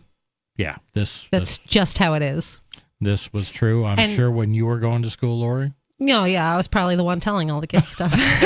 But like, and it's better to educate your children about factual things instead of having their little friend who doesn't actually know what they're talking about tell them something that's wrong. Yeah, I remember hearing things that were absolutely anatomically incorrect about women. Yes, I'm sure. Beyond. A lot of people hold on to those for their whole lives, too. I know it. I can't even imagine. It's like... Yeah, it's crazy. Like, who was that politician was like, if it's not a legitimate pregnancy, the body will just shut that whole thing down. Like, that's not how that works. No, that's not at all how it works. And you're going to have this, and children are going to be curious, and that's the thing about children. That's what was wonderful about us when we were that. We were sponges for knowledge. Yeah. Right. And that is not going to stop. So if your children, it always worked best for me, if my son was particularly curious about a subject, great, let's go get a book. Yeah. That's a good excuse to go to the library, go to the bookstore, pre-internet, I mean, and then we got online. And it's a great way to foster a love of learning. Yeah. To do it early and let them explore the things that they're interested in exploring. Yeah. In the same sense, I kind of, at a high level, I get the thing. My biggest concern in all this has always been whether things are age appropriate. I feel like there's no subject out there that you can't make age appropriate. No, I have no doubt that there are books for all ages to explain difficult circumstances and difficult things. there are a few topics I can think of that I probably don't want my child exposed to in first or second grade. Mm-hmm. It's like killing and war and murders and things like that. I mean, you're gonna be dealing with that for the rest of your life. You're going to be exposed to these things all the time. I don't really want a very young child exposed to those things. Not even talking sexual. Right. I'm just talking about some of the horrendous things that mankind does to itself. Mm-hmm. More some of the horrendous things that governments do against mankind. And why would I want to expose my child to that until he can understand his role in this, and that I want him to understand that if he wants to challenge these things, he can do so, mm-hmm. regardless of whatever anybody tells him in class. I understand that, but there's also, like, think of kids who are in countries right now, war-torn countries. Yeah. Like, they have to learn about these things. So I understand it's not ideal. Like, my kids know what killing is. Like, we process rabbits and stuff in front of them, and sure, I've read older children's books where they talk about killing, like someone with a gun wants to kill someone in a children's book, like an older children's book. And they know what that means. And they know that not every person out there in the world is going to be a good person to them. And I think you and I are right now falling into the trap of choosing a subject and saying it's not age appropriate, or it may not be age appropriate, when everything is every book is sharing things in a different way. Right. And there are age appropriate ways to explain those things. Maybe not war. I don't know how to explain war to a little kid. I don't know. Because it doesn't even make sense to adults. Yeah, it doesn't make sense to anyone. So and that's a big one. We've never talked about war. How would you ever explain war to a child? That's a hard thing to do. I'd explain it like, there's times when people get together and I don't know that is a very tough question. I don't even know how to explain Imagine one war. gang of kids has lollipops and the other gang of kids doesn't. And the kids that don't have lollipops want to take the lollipops from the other kids. So they wage a war against them. So they kill throw all the sand innocent. in their eyes. Yeah, so they slaughter them. Like, how do you Slaughter explain them. that? Yeah, I know. It's insane. Yeah, And that is a hard one we have not talked about. yeah, how do we do that, and how would anyone do that? And the thing is that's a conversation that I think we should be figuring out a way to explain, and hopefully encourage kids to question and doubt whether we should be going to war, not whether, this book talks about two guys kissed.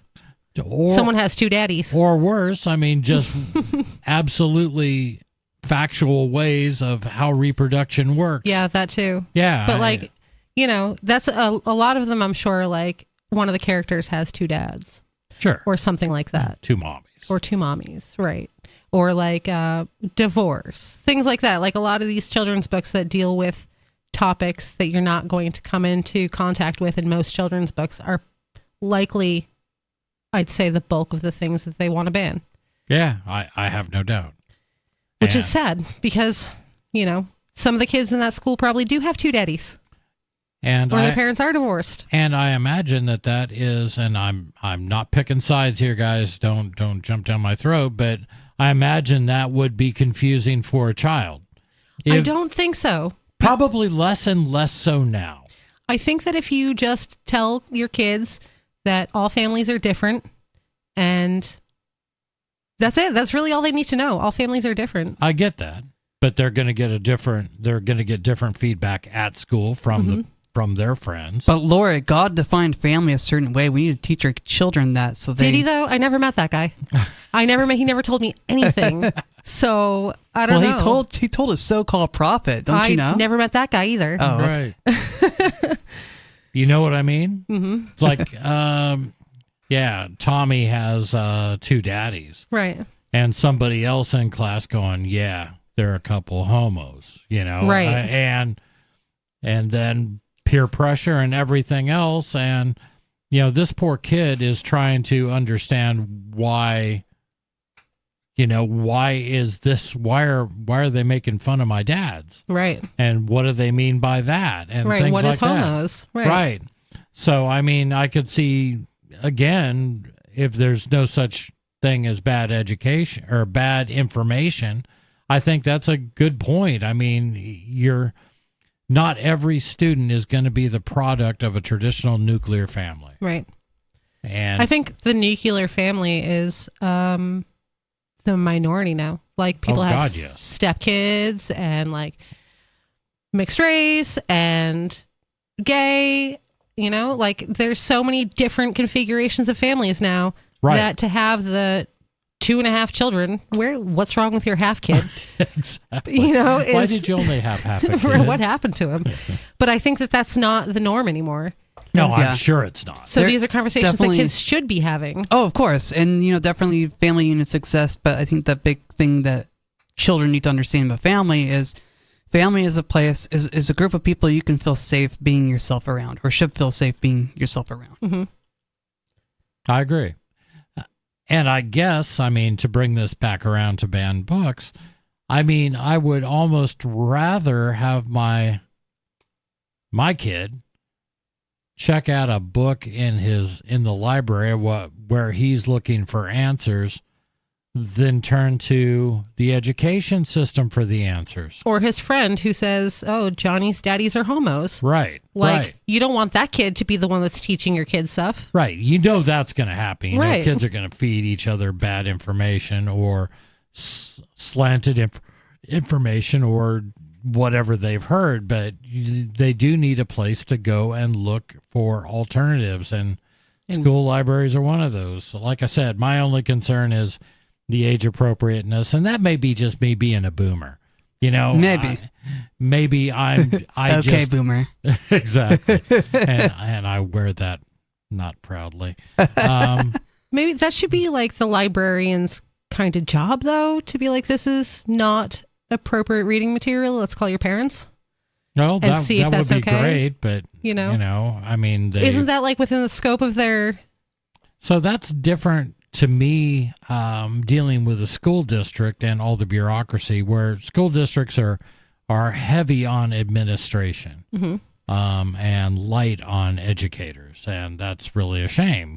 When look at your local school board. I don't care where you're at. See how much money is going to actual teachers and how much is going to administrators, and I'll just say not people that teach. That's the biggest thing, that your principals, your superintendents, assistant superintendents, assistant principals, this group that sucks up all the educational money. And doesn't a large portion of school budgets go to the sports, though? It must. I don't have any statistics on that, and I know a lot of school districts do spend outrageous sums on some school programs, but not every school. Like in my hometown, we've been playing on the same football field with no new bleachers for 50 years. So I get they have equipment and stuff like that. It probably is not as outrageous as we've got a championship team. We got to build them a championship stadium for them to play. Mm-hmm. It's like we never had that, but I'm sure some areas do. I don't see anything wrong with sports, even if I'm not a sports person. I don't either. I think that's good if they find something that they're good at, and heck, they might go pro and make millions. I think that's fine, but I don't think that any large portion of an educational budget should be going to school team sports. I agree. But in the same sense, I think it's even worse that it goes to bureaucrats and grant writers. Also bad. And all these other things that provide zero value. Like a coach who's teaching kids how to play this particular game that maybe there is a market for people to watch. I would rather fund him than an assistant principal, or an assistant superintendent, or a superintendent. That's just throwing money away. That is like giving educational money to something like, the Department of Education, which doesn't actually educate anyone. Right. It just comes up with these rules and this insanity that's led us into this morass of bureaucrat administrations that we have today. And I like the fact that I'm hearing more and more people come out and go, Yeah, just do away with the Department of Education. Some people that I find somewhat surprising. I mean, it's mostly conservative members of Congress and things like that. But yes, that's the conversation we need to have. You want to save $5 billion. Part of me says, yeah, save $5-10 billion by doing away with the Department of Education if I didn't know they would find something horrendous to spend it on. Yeah. And people are like, oh, the teachers don't make enough money. They could. They could make enough money. You could get quality teachers that are giving a quality education to children, but that's not what they want. If you didn't have $10 billion nationally getting siphoned off by a department that educates no child, that's the insanity. And I just don't understand why people can't understand that. I'm just growing frustrated in my old age. It's just not. I must also be old then, because lots of frustration. Yeah, it's nuts, and that's why I put a lot of value into the things that Ron Paul did after he left. Doing the Ron Paul educational stuff that he did. Getting people that know subjects like economics and history and mathematics to put together a curriculum for Ron Paul to offer to the market, and to have lots and lots of people jump on board and say, hold on, maybe I can homeschool. Maybe I can with this set of tools that's been laid out now before me. And now there are lots. I mean, if you were looking at homeschooling, 20 years ago, I imagine it would have been a little more challenging than it is today. Yeah. I was not homeschooled. Right. I went to public school. Riley, were you homeschooled? I was actually educated in the public school education. I was taught Braille by someone who was hired by the Utah School for the Blind to teach me Braille and things like that during my public education. So I was learning to read with everybody else, but I was learning to read Braille. So that's how I was educated. So I can see the value of having money given to the education system to help benefit me as well. But at the same time, maybe that tutor could have been paid better so they could stick with me through the whole education process, so I could learn how to interact better with the world and things like that. Yeah, I went through public education. I mean, that's all I ever knew growing up, and we had a big school. I mean, I graduated with 12 people in my class. Did you like school? Was it a good experience for you? So, growing up on a farm, I liked going to school and being able to socialize, and it was a social thing for me. Yeah, that's my feeling too. I like socializing with friends. Yeah, most of school it felt really easy for most of it. I've always wanted to challenge myself educationally, which I never really had the opportunity to do going through They discourage high school. it, in fact. They do. 603-283-6160 is our phone number. I want to hear from you. What do you think about our education system and book banning? Or better yet, maybe we'll burn books. This is Free Talk Live. On Free Talk Live, we're bringing people to the ideas of liberty every day. From wrestling superstars like Glenn Jacobs. You guys really are having an impact, I believe. Like I said, a lot of where I am now is due to listening to Free Talk Live. You changed my mind on some very important issues years ago. To random people tuning in on the radio. I was kind of stuck in the left-right paradigm. I heard your show by chance on a Saturday night. From there, I went on, joined the Free State Project, and become an amplifier. So, I mean, that's really the reason why I amp is because I know that if it wasn't for you guys being on as many stations as you are, I never would have found the ideas of liberty. You can help more people hear the message of liberty by joining Free Talk Live's AMPS program on Patreon for as little as $5 a month. And you'll get access to special perks. Visit amps.freetalklive.com, amps.freetalklive.com. The new 4th edition of Healing Our World, The Compassion of Libertarianism will take your understanding of liberty to a deeper level and has over 1,300 updated references, new cartoons, and a foreword by Dr. Ron Paul. With discounts for multiple book purchases, the 4th edition of Healing Our World is a great gift for the liberals, pragmatists, environmentalists, and Christians in your life who think libertarianism is cold-hearted. Get yours today at healing.freetalklive.com and use promo code FTL for a $5 discount. There are lots of ways to listen to Free Talk Live. Our podcast has been around since podcasts began, and now the FTL feed is loaded with content besides our full show archives. Did you know that we make it easy for you to customize your podcast subscriptions? We have different feeds, one that includes only our full shows, one with just the Daily Digest, and our main feed that includes everything. You decide what you listen to. It's quick and easy to customize your feeds at feeds.freetalklive.com. That's feeds.freetalklive.com. You're listening to the live edition of Free Talk Live. Hour number 3 is next after the news here on the Liberty Radio Network at LRN.FM.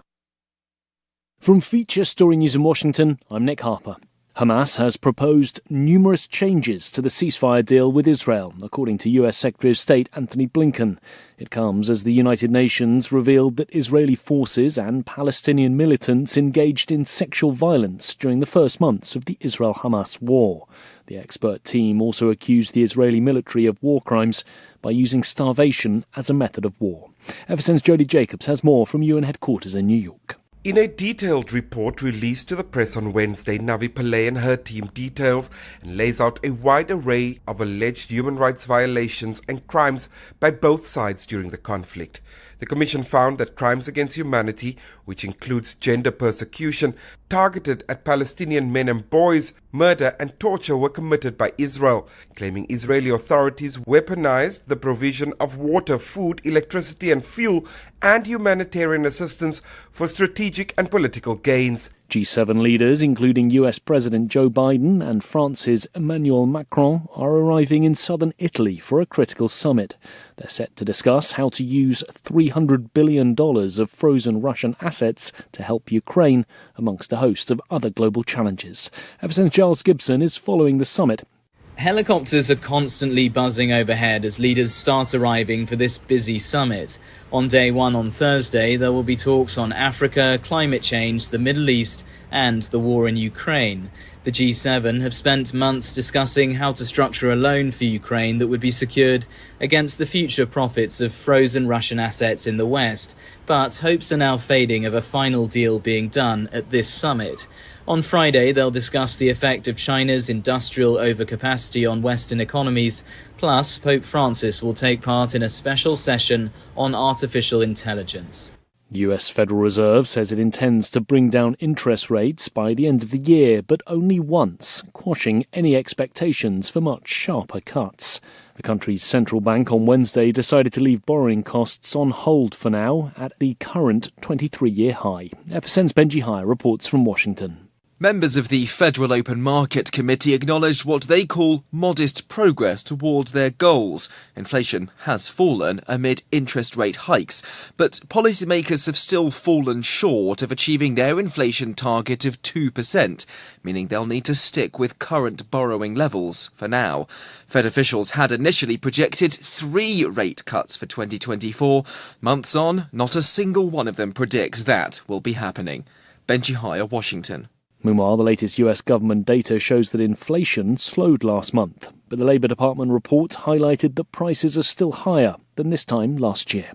From Bureaus Worldwide, this is FSN. With FSN Spotlight, I'm Simon Marks. Today and tomorrow, we're going to look ahead to the G7 Leaders Summit taking place later this week in Italy. G7 heads of government will be joined in the southern region of Puglia by the Pope, the King of Jordan, President Volodymyr Zelensky of Ukraine, and the leaders of India, Brazil, and Saudi Arabia, among others. The summit takes place on Thursday and Friday and is being hosted by Italian Prime Minister Giorgia Meloni. It's a key moment for her, according to Bob McMahon of America's Council on Foreign Relations. She has been taking this very seriously in terms of scoping out an agenda.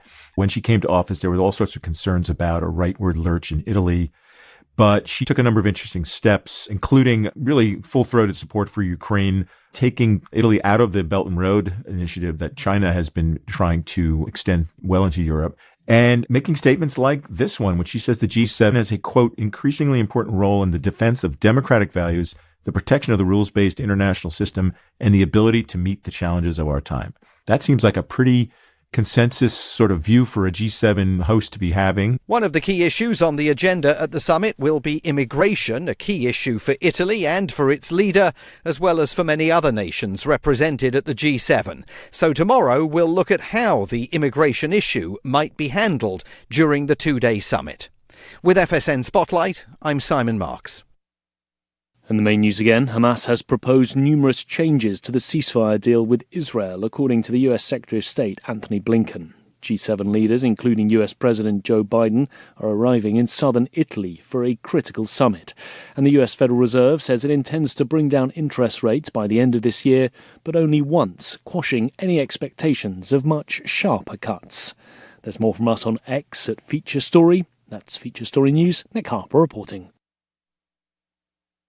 A prison reform group issued a disturbing new study this week calling conditions in women's correctional facilities deplorably unsexy. The report contends that women's prisons are bleak, dangerous environments with shockingly few soapy showers and erotically charged pillow fights. According to the Prison Justice Initiative, quote, "It's a shame that in today's society we still have jails that don't encourage kittenish girl-on-girl exploration. Prison shouldn't be a hotbed of gang violence and drugs. It should be a steamy Shangri-La where caged nymphets discover the sexuality away from the leering eyes of male society." The investigation revealed living conditions that many are calling cruel and degrading, but not in a fun or kinky way. The study's author argues that incarceration should be about more than just punishment. The purpose of prison isn't just to lock people in a box and forget about them. It's to provide opportunities for naughty girls to play nice with each other. Next up, a team of jock scientists have reportedly thrown the cure for asthma onto the roof of the lab. We'll talk to the nerds struggling to retrieve it. This is the Onion News Network. Got Telegram? You can follow our channel there and discuss show prep with other listeners at telegram.freetalklive.com.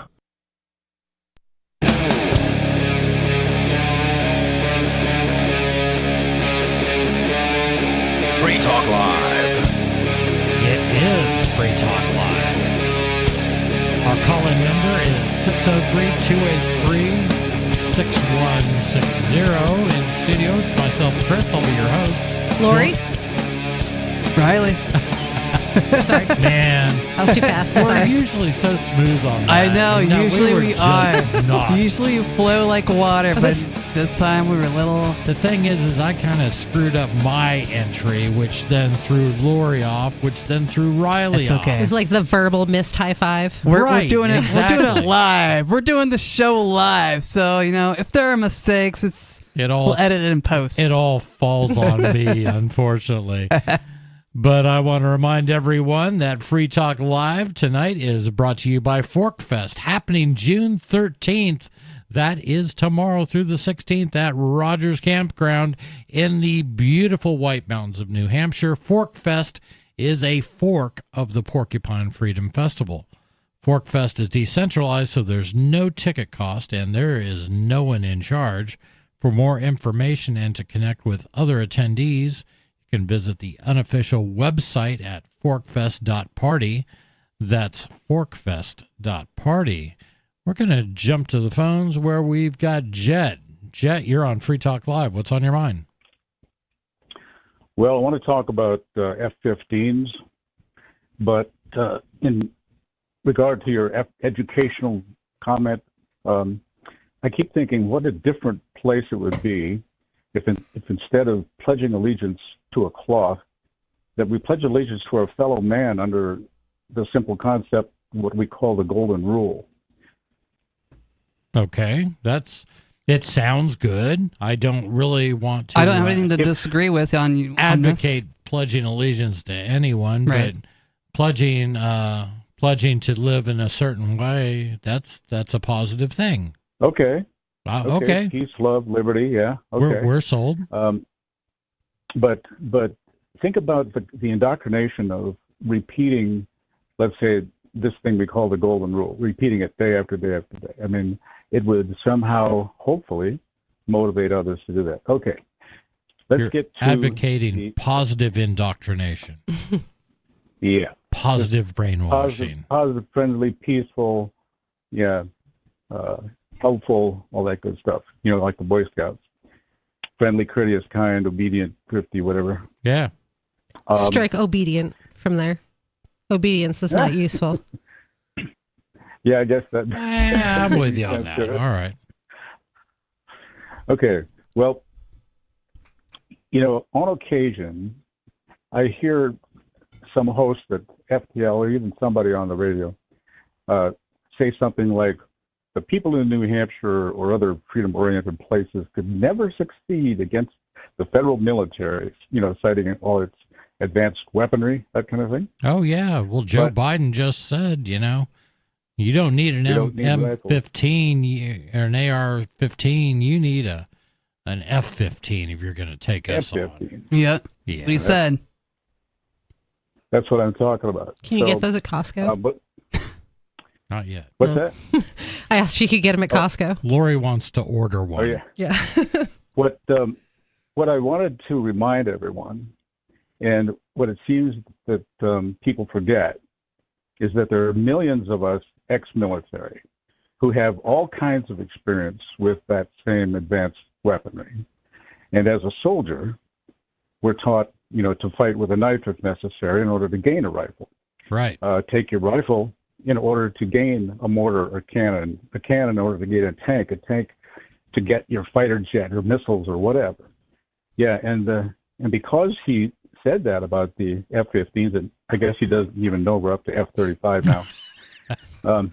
Right. I've never, and I have to admit, I've never flown an F-15 fighter jet or an Apache helicopter, but I have flown jets and turbine helicopters. So I'm pretty sure with a crash course, I could figure out how to get one in the air and make it useful. Right. Because a lot of people don't know this, but most of the buttons are well marked. So I'm not advocating any of that. I'm just saying that in option to that craziness, we tend to use reason and persuasion to foster the changes toward peace and liberty. And we but try I just wanted that. To bring that. I just wanted to bring that perspective. No, I think you're right on. The only thing I would say is, at some point, if you're not getting anywhere, and if you're under the thumb of an authoritarian regime, at some point it does become necessary for you and for your family to do what you need to do. And I don't think anybody should be surprised if it ever comes to that, possibly in our lifetimes, that some Americans are going to stand up against what has become an authoritarian regime. And a lot of people still don't believe that it is, but I believe it is. What are your thoughts? I guess more people need to keep it fresh in their mind on how this country actually began. But I'd also like to talk about, the use of certain languages, like I always do. Every time I call in, I always want to mention this basic understanding that I have, and that is that there's no such thing as government or the state, or that there are only people. Yeah. Strangers, friends, neighbors, relatives, people who at one point could have been, let's say, your next door neighbor, but now they get an office in some special named building, and somehow now they are your overseer, your ruler. Or you're better. And definitely you're better. So what I like to do is encourage people to, if you insist on using the term government, only use it as an adjective. In other words, government agent, government thugs, government corruptees, whatever, government, federal mafia, home. Goons, tyrants, despots, parasites, thugs, mafia, gang, idiots, liars, thieves, lunatics, killers, gang members. You can follow. We have signs all over the studio with those very things written on them. Well, you can thank me for that, because I sent that in about 15 years ago. Nice. anyway, what I'm saying is, or make fun of these groups, these gangs. You know, like how you've used like the FCC or how's it go? FCC and something or other. Anyway, you get the idea. Yeah. Right. Homeland Security, MRF or BI. You know, IRS. You know. Those are great. And yeah, and there's this lady online. Her name is Peggy Hall, and she talks about all kinds of freedom-oriented things. But she has code words for all this stuff. Like for the vaccination, she has words like jab or right or something. And for masks, she has something about inhibited breathing devices. I don't know. I can't remember them all. But face diaper. This is how she keeps from getting canceled off of YouTube. She has all these references that people. I think how people make instead. I think how people should refer to the government is as it is, which is a corporation. The corporation of the United States. Yeah. And it's a business. Absolutely not at all what it started with, to Jet's point, and absolutely not at all indicative of the principles that the country was founded under. And now it is just that. Jet, thanks a lot for the call, man. But again, I don't know if it could have ever been any different. You know, and I have this thought experiment in my head all the time. I mean, I just sit there and go, you know, the Constitution was a really good idea. And when it fell off the rails, you know, and it fell off the rails about a year after it was ratified. But, you know, what could we have done? Could we have done anything different? Could we have seen, you know, that this was not going to end the way we had hoped? So could we have made some changes early on? And no, I just think that the nature of forming a government is the core issue. And we have a real problem if you do that. And people don't like the word anarchy because it brings up connotations of lawlessness, because that's how it's been sold to you. Yeah. But it's not at all what it means. Anarchy basically means without rulers, not without rules, but without rulers. Yeah.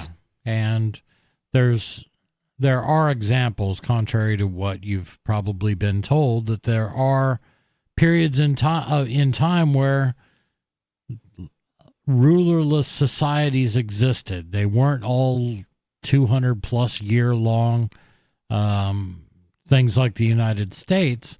But for periods of time, you know, those things went for time, and it wasn't like a week. It was, you know, year after year and decade after decade. And that is something that it's an idea to me that's time has come back, that we need to start looking at this. And I cannot imagine anyone having a serious look at the United States and say, you know, if I were part of a new state considering joining, that I would advocate to join this mess. I mean, who would do that? Who would say, yeah, sign me up. I can't wait to send my children into whatever crazy war over resources you guys come up with, so I could lose my children. I can't imagine that.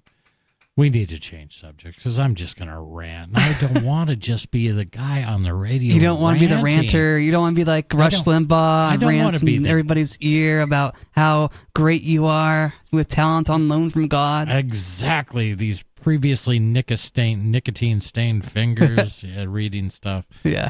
You were going to tell us about something that happened in Nashua, New Hampshire. I actually was at this event that we're going to talk about, the pine tree flag waving event, and Lori's got the story to read to us, so I could also talk about my experience as she reads. All right. I'm excited to hear about this because, and maybe Riley, you can give us a little bit of background on what the So basically, the town of Nashua, New Hampshire, which I don't know what part of New Hampshire that's in, but basically they said, "Oh, well, we're gonna put a we're going to decide what flags you can fly on our public flagpole. So they'd be willing to fly things like the LGBTQ flag, which I don't have a problem with people doing. But then they would say, oh, well, you can't fly the pine tree flag or the Appeal to Heaven flag, which is what the pine tree flag is that I'm talking about. It's this flag that might incite violence because it was used as a flag at the January 6th protest or whatever, and so it's associated with violent people. We can't fly that flag. I have a question. Yeah, go ahead. Why does anyone need to fly a pride flag at a state house or whatever? I don't know. I guess it's Does your sexual orientation have anything to do with politics? No. Like that the does not. government? No. It's the idea behind this, as best as I can tell, is there is a flagpole in Nashua that they have designated as a flag that anybody can wear, can fly whatever flag you like. What if there's already a flag up there? You just take it down? I think you have to.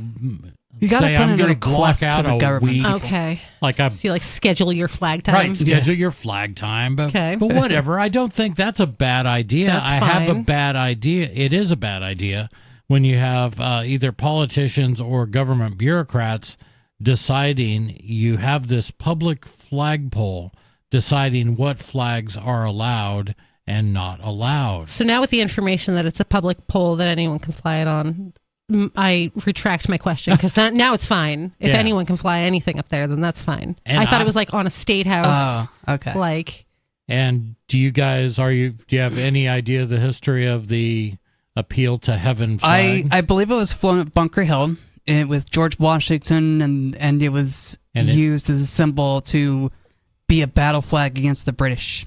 And it has a pine tree on it. And the pine tree was representative of the Pine Tree Rebellion that occurred in New Hampshire. Yeah. This is one of those things that happened in our history before the Boston Tea Party. So way back, King George decided that they needed more masts for their sailing ships, for their warships. They needed masts. And the best mast material they could find were these white pines that grew in New Hampshire.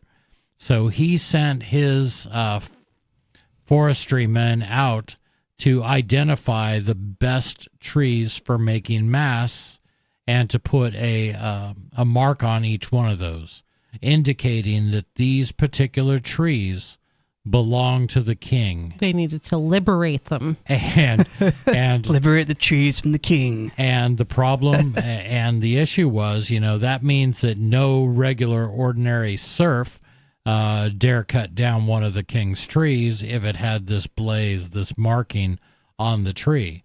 And the people of Ware, New Hampshire had a real problem with that because they had a lumber mill and they liked cutting down trees because it made them money. And they were suddenly told that they could not. And I think someone was caught with a tree that had the blaze marking on it. And I don't know if somebody went to jail or something, but basically the people of Ware rebelled in some manner to take one of these guys that was in charge of doing this tree cutting or assessing. And I don't know if they tarred and feathered him or something. But this was one of the flags early on in the Americas to represent problems with the king. So anyway, so what happened in Nashua? This is from the New Hampshire Journal. Libertarians gather to protest Nashua's pine tree flag ban. It's a battle flag once again, and a group of Granite State libertarians brought the fight to Nashua City Hall Monday. The pine tree flag, sometimes called an Appeal to Heaven flag, flew over the Battle of Bunker Hill as General George Washington and American revolutionaries faced the British outside Boston. When that flag was the subject of a citizen's fly request, it was rejected by Gate City Mayor Jim Donchis. As a result, Donchis' rejection may have brought more attention to the First Amendment constitutional rights than he bargained for. On Monday, a group organized by the Libertarian Party of New Hampshire rallied outside Nashua City Hall to protest Donchis' decision. Mayor Donchis' censorship of the pine tree flag demonstrates hatred for New Hampshire values and its history. It also likely violates the First Amendment since the national government is picking and choosing what speech is allowed to be displayed using taxpayer dollars, said organizer and UNH law student Zephan Wood. I find it insane that they chose to. So I've told you a little bit of the history of the Pine Tree Rebellion that happened to here, and then this flag was, created early on. I can't remember the exact quote that it was going to, but an appeal to heaven and a picture of a flag, a pine tree on this flag that flew in San Francisco, I think from 1964 into the 2000s. Really? Over some government building in San Francisco, which is hardly a libertarian bastion. Yeah, I mean, that's surprising they'd have an appeal to heaven flag there. The only thing that ever came up about the Pine Tree Rebellion flag, the appeal to heaven flag, is somebody took it to the Capitol building on January 6, 2021 and got photographed with it. Yeah. So now it is a symbol of hate, that it goes from just existing. It was a historic flag that people looked back fondly on it.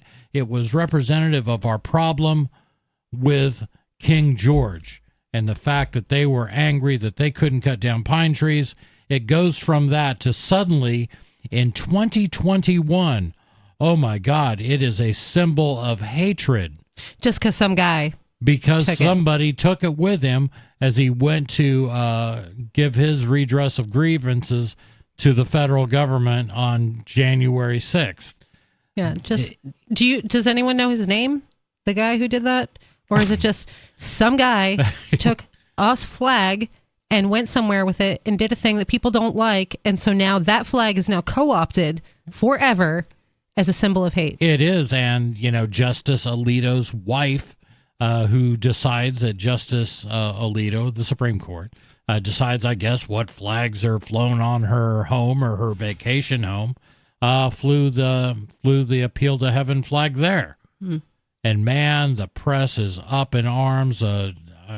Liberals are just frothing at the bit. Now they want to get Alito off of the bench.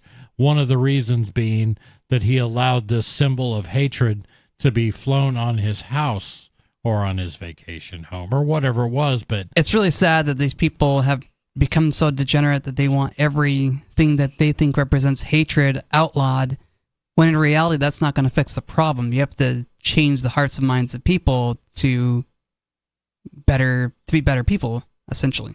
If it's a sign of anything, it's that like early Americans weren't going to put up with tyranny. Regardless, I should be allowed to hate. If I want to hate, that's my business. Right. I'll hate whatever I want. You can't change that. And some people have a lot of hate in their hearts. As long as there's no actions behind it, if I'm not hurting anyone or doing anything that damages someone else's property or life, then who cares what I hate? As a wise man once said, hate is gonna hate. That's right. Yeah, hate is gonna hate. Yeah. Thought crime is not real crime. Well, it can be if we just make a law. No. If we make when people identify something, they need to, let politicians know so they can make a law against it. We're going to slip off to the phones where we've got Sarah in New Mexico. Sarah, you're on Free Talk Live. How are you? Yes, I just wanted to talk about Equus, EQUIS company. Is that the horse search people? It's some kind of an insurance company. Now It's a medical company. I've seen them around, and the company is actually fined for firing a worker that was pregnant with a special medical condition. Okay. And she took some days off to go for her appointment, and they fired her. So they wind up owing her, having to pay $150,000 worth of in penalties. But what happened is that there was an agent from Equus. She scammed me. I got scammed by this company. Okay, we're going to hold you over, Sarah. Sarah called in on 603-283-6160. That's our call-in number here on Free Talk Live.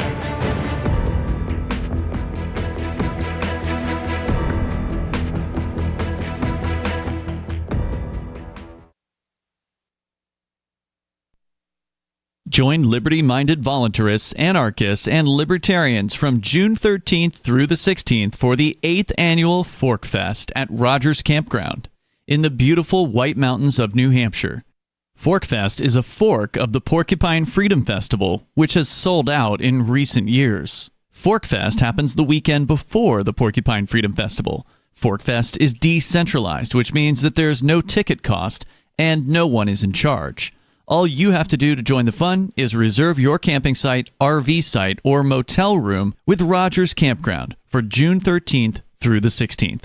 You can find out more at the unofficial website, forkfest.party. You can also connect with other attendees on the Forkfest Telegram and Matrix chat rooms, as well as the Forkfest Forum. You can find links to those at forkfest.party. We hope to see you there June 13th through the 16th. Forkfest.party. From Feature Story News in Washington, I'm Nick Harper. Hamas has proposed numerous changes to the ceasefire deal with Israel, according to US Secretary of State Anthony Blinken. It comes as the United Nations revealed that Israeli forces and Palestinian militants engaged in sexual violence during the first months of the Israel-Hamas war. The expert team also accused the Israeli military of war crimes by using starvation as a method of war. FSN's Jody Jacobs has more from UN headquarters in New York. In a detailed report released to the press on Wednesday, Navi Pillay and her team details and lays out a wide array of alleged human rights violations and crimes by both sides during the conflict. The Commission found that crimes against humanity, which includes gender persecution, targeted at Palestinian men and boys, murder and torture were committed by Israel, claiming Israeli authorities weaponized the provision of water, food, electricity and fuel and humanitarian assistance for strategic and political gains. G7 leaders, including US President Joe Biden and France's Emmanuel Macron, are arriving in southern Italy for a critical summit. They're set to discuss how to use $300 billion of frozen Russian assets to help Ukraine, amongst a host of other global challenges. FSN's Giles Gibson is following the summit. Helicopters are constantly buzzing overhead as leaders start arriving for this busy summit. On day one on Thursday, there will be talks on Africa, climate change, the Middle East, and the war in Ukraine. The G7 have spent months discussing how to structure a loan for Ukraine that would be secured against the future profits of frozen Russian assets in the West, but hopes are now fading of a final deal being done at this summit. On Friday, they'll discuss the effect of China's industrial overcapacity on Western economies, plus Pope Francis will take part in a special session on artificial intelligence. The US Federal Reserve says it intends to bring down interest rates by the end of the year, but only once, quashing any expectations for much sharper cuts. The country's central bank on Wednesday decided to leave borrowing costs on hold for now at the current 23-year high. FSN's Benji Hire reports from Washington. Members of the Federal Open Market Committee acknowledged what they call modest progress towards their goals. Inflation has fallen amid interest rate hikes, but policymakers have still fallen short of achieving their inflation target of 2%, meaning they'll need to stick with current borrowing levels for now. Fed officials had initially projected 3 rate cuts for 2024. Months on, not a single one of them predicts that will be happening. Benji Hire, Washington. Meanwhile, the latest US government data shows that inflation slowed last month, but the Labour Department report highlighted that prices are still higher than this time last year. From bureaus worldwide, this is FSN. Our Matrix server is about as free as internet chat can be. Join the existing rooms or create your own at chat.freetalklive.com.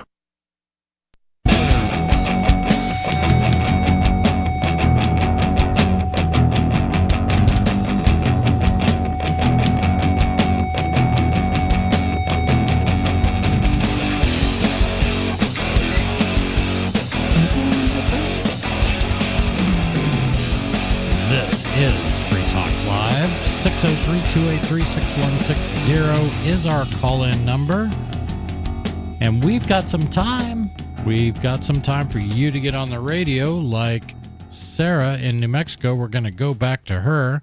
Sarah, you were telling us about Equus, EQUIS, right? Equus Company. Yeah, EQUIS, and now they got another name. I don't know. They just they changed their name, kind of like Amway. They changed their name to Quick Start. They have another medical name now.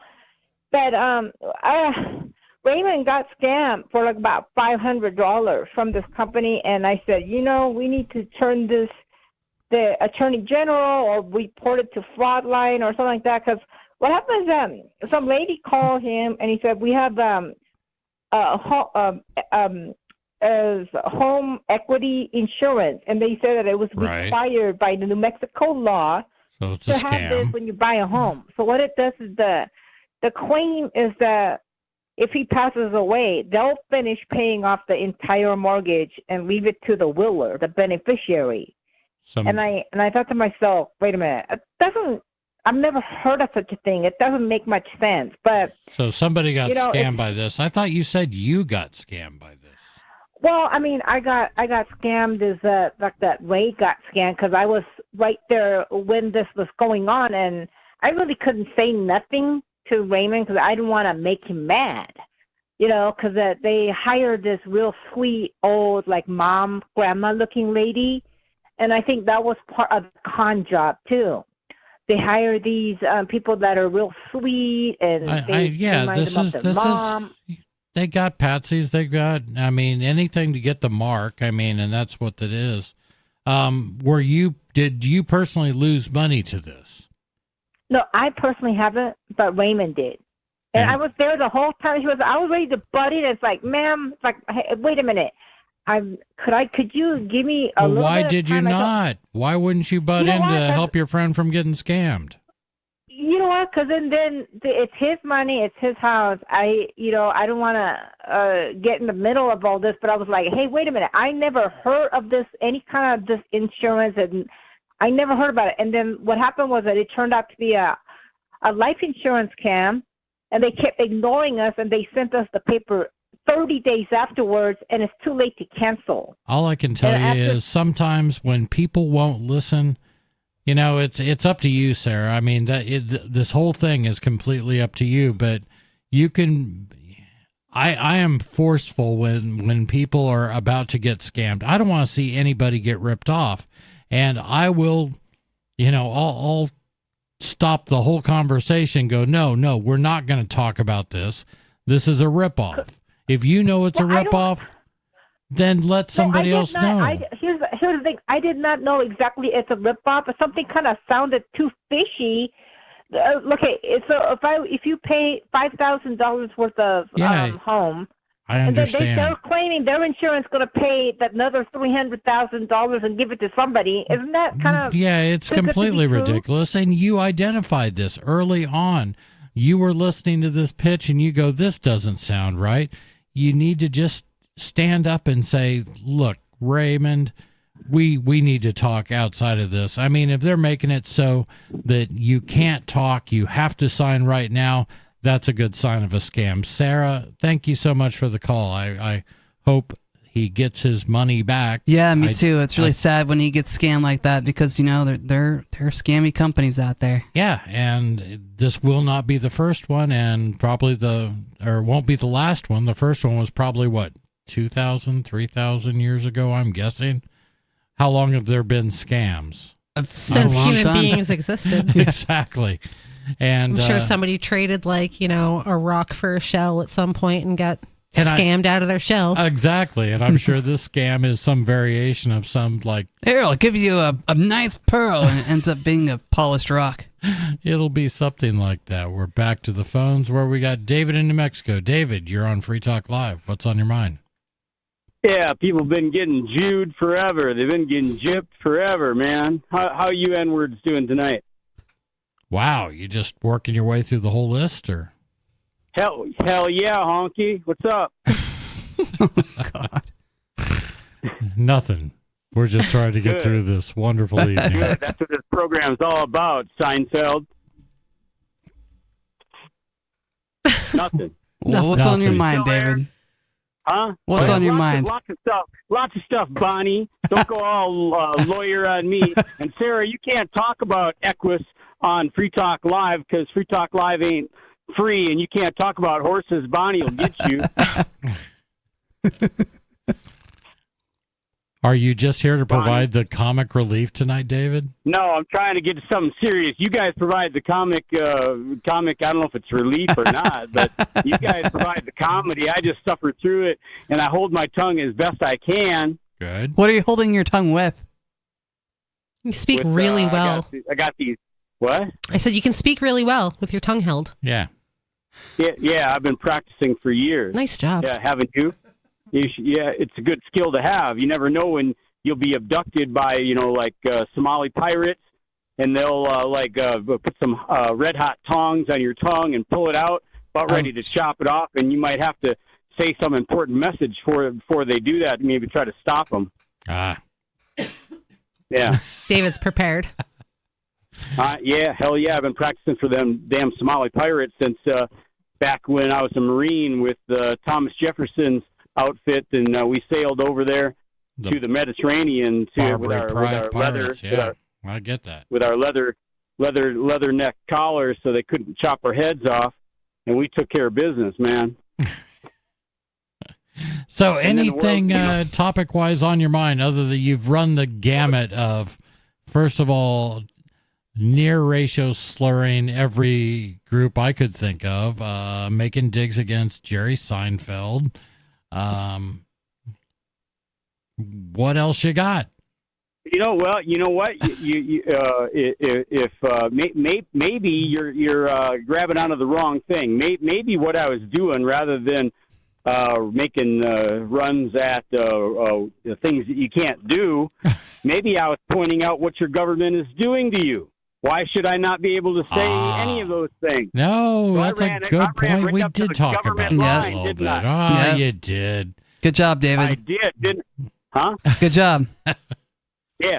So, well, you got to have examples. Otherwise, people don't know what the hell you're talking about, right? There we go. So I gave you good examples how you're, and Jet and everybody else, the way you explain the present state of government is just tell it like it is.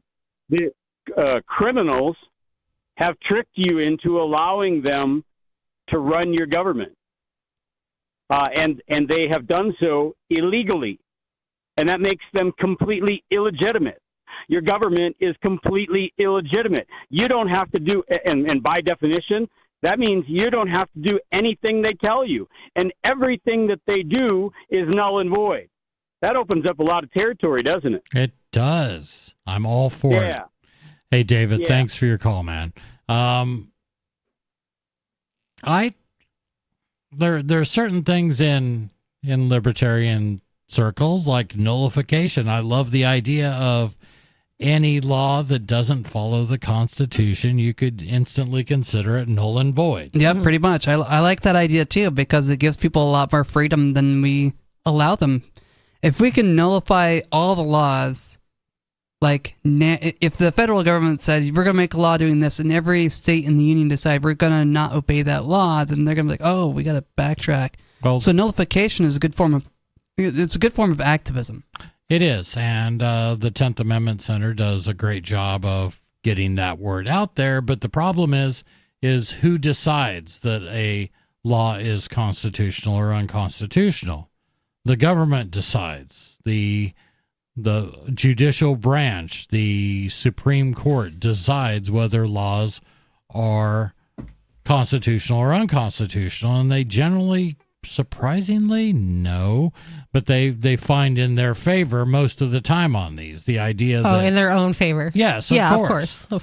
So what do you do? I mean, nullification is a good step, and it's good when it happens.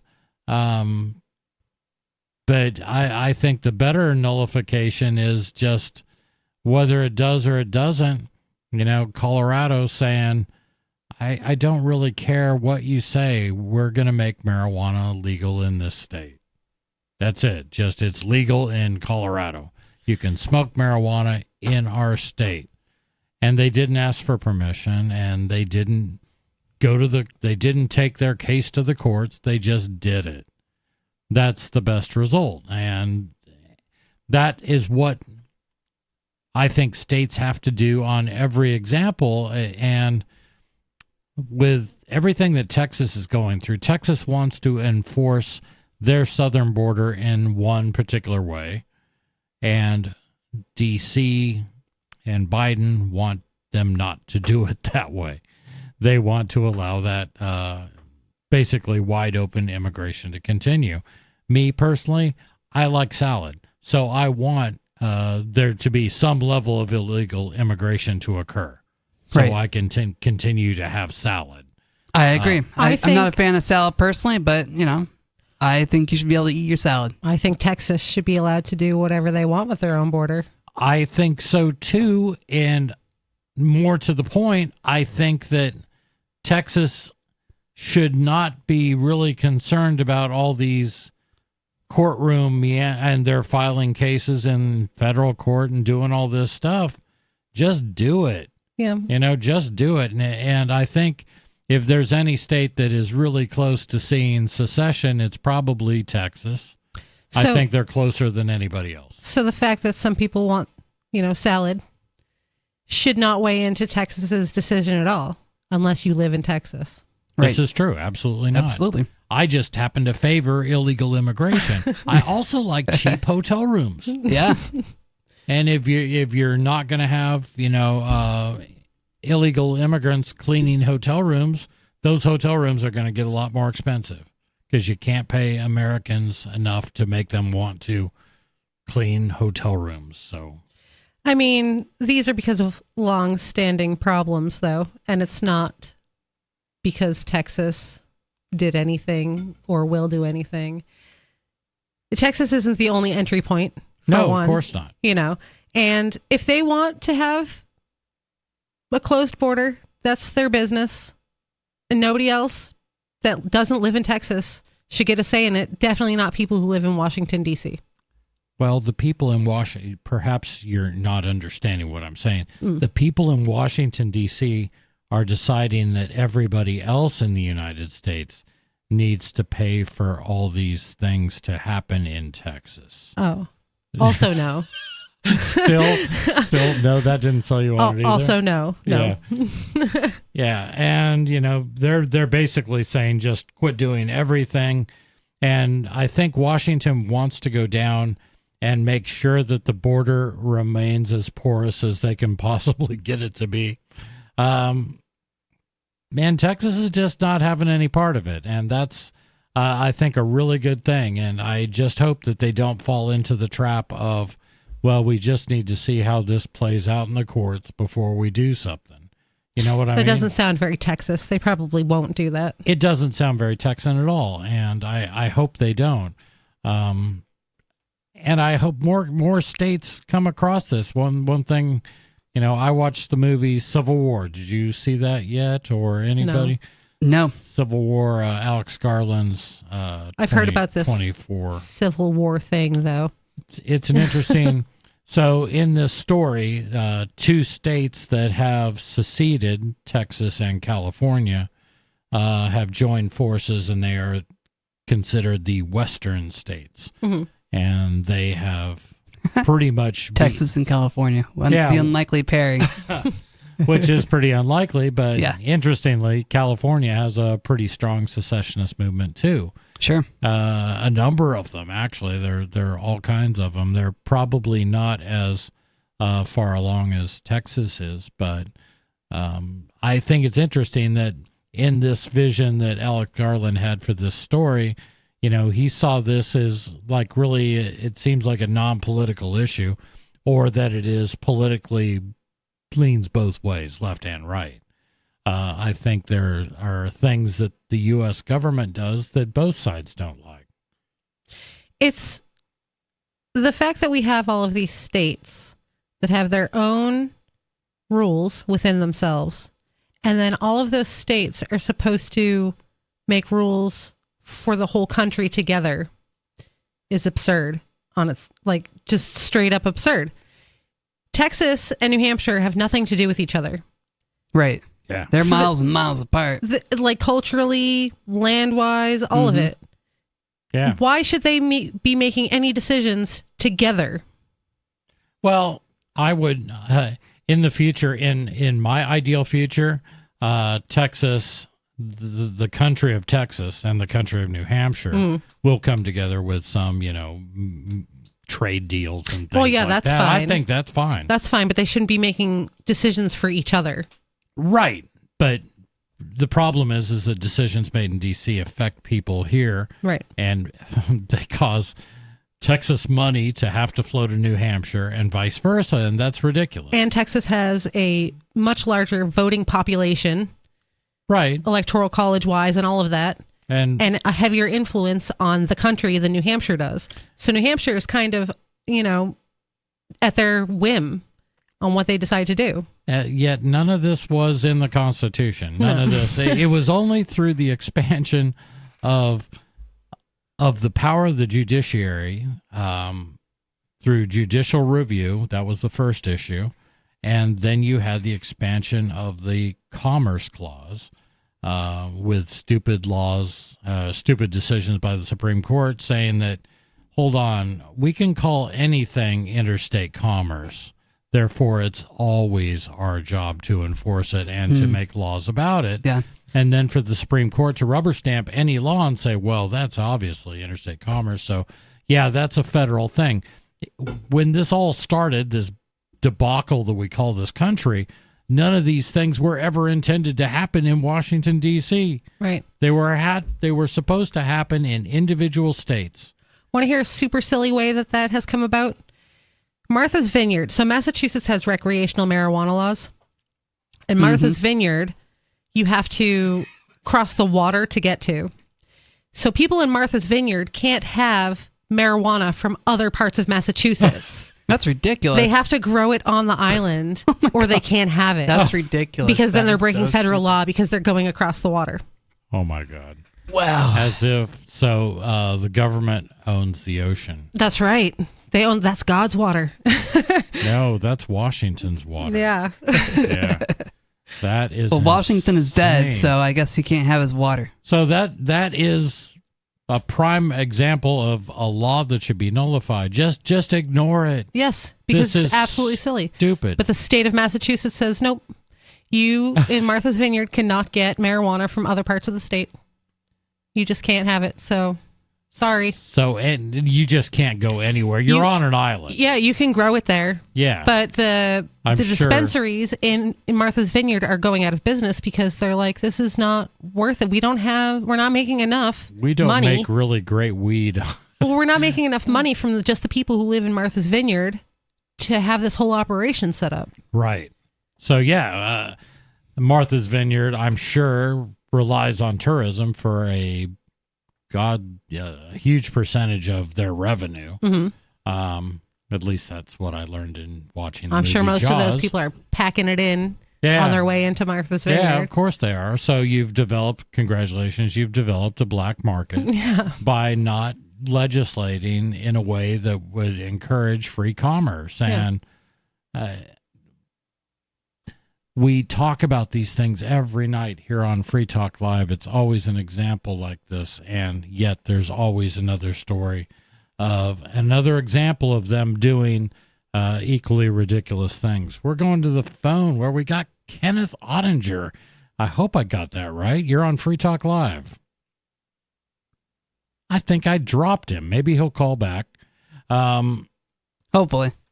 I hope so. That was a case of me hitting the wrong button and dropping a call. Oh, hold on. I think we're getting him back. Yeah, that is absolutely the type of thing that you just need to say no to. Furthermore, the people on Martha's Vineyard should ignore the government in Massachusetts. That's a case of them saying no. All right, we got him back. Thanks. Excellent. Kenneth, you're on Free Talk Live. Good evening, guys. I hope your night is going wonderful. Other than me accidentally dropping your call. Sorry about that, man. Hey, c'est la vie. We live to make mistakes and learn and get better, right? It's true. We do. So how many of you guys are packed and ready for PorcFest? See, I never get to go because I have this this lust of running my own small businesses. So every year it's like maybe next year I'll be able to get away. I don't go. I don't know if I'm planning on going yet this year, so we'll see. I don't go because I have just enough livestock to keep me at home, but not enough to make me any money that I can pay someone to watch them. So you guys are going to miss out on all the talks by Jeffrey Epstein and let's see, we're going to be having Ron Paul this year. He's going to be doing one of the talks. There's going to be some amazing speakers there. Now, luckily for you guys, Constance, she brought me on to do the videography last year for PorkFest. Right. And we're doing it again this year. Nice. And this year, we have integrated live streaming of cool. the talks Yay. at the Pavilion. So if you guys want to be able to see all of the talks at the Pavilion live with everybody else and chit-chat and be on top of all of the libertarian gossip and, God forbid, whatever happens at Soapbox Idol, then, you guys now have an opportunity. There is a fee for it. It's going to be like $29, but you get it for the entire week. You'll be able to access the entire stream the whole time, provided we have, solid internet. But we've already got all of that covered. And, luckily for you guys that aren't going to be able to make it, you now have an opportunity. Nice. Oh, yay. That's so awesome. if someone were interested to gaining access to these live streams, where would they go? They would head over to porkfest.com, check in to the festival tab, and I believe down at tickets, there will be a link that will take you to be able to purchase the live stream as well. Gotcha. So it'll be available in those ticket options when you guys sign up if you're like looking at it and you're like, man, I wish I could get one of those tickets, but I just can't go. Well, okay, I'll get the live stream and I'll see everything the whole week. $30 in and out, done deal. That's a great choice for people that just because of time and life can't make it to PorkFest. And I talk to so many people who just say, I wish I could make it out there. I just can't. Now you can see what is generally the best parts of PorkFest. To me, it's always been the people, the speakers that you want to listen to and learn from and get to see. So who all is showing up? I think you were kidding on the Jeffrey Epstein thing, right? Yeah, Mr. Ron. Motherfucking Ron Paul. Oh, MFing. Dang it. Dump. Yeah, dump it. Gotcha, dumped. All right, you caught it? Hopefully. Oh, thank goodness. All right. The one and only Ron Paul, good Lord, he's going to be the headliner. We also have, of course, Spike Cohen. He's going to be giving a talk. Nice. Jeffrey Tucker will be there giving a talk. Excellent. Naomi Wolf will be able to see a good speech from her. We've also got, of course, Gene Epstein. He's going to be hosting a few debates with the one and only my number one libertarian crush, David, the best economist in the world, Friedman. Nice. And, of course, William Ruger. Jim Bovard is going to be giving a talk at the Pavilion as well. Kelly Vallejos, Peter Early, and, of course, everybody's favorite, all of the anarchists' favorite statist, Lily Tang Williams. Oh, she's amazing. She's going to be giving a talk as well, and many, many others. There's going to be the Soapbox Idol. There's going to be various debates throughout the week. That sounds like a lot of fun. Well, don't forget to tell your friends, spread it around. This is the number one libertarian podcast in the world, so, all the cool people already know now. So Absolutely. We do anyway, and we will share that. Hey, Ken, thanks for your call. And that's it for Free Talk Live for this evening, but fear not, we will be back tomorrow night. Not us, maybe not all of us, but some of us, but maybe other people too. It's always a new crowd in here. That is. But thanks for listening and tune in again. This is Free Talk Live.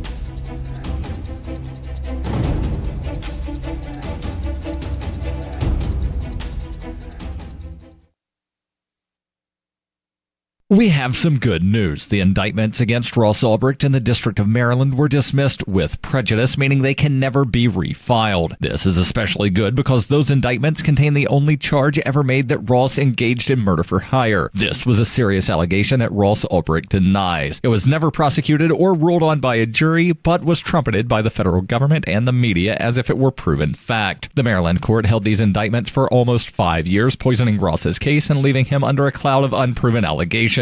As explained in Ross's appeal to the Supreme Court, the fact that the judge used these allegations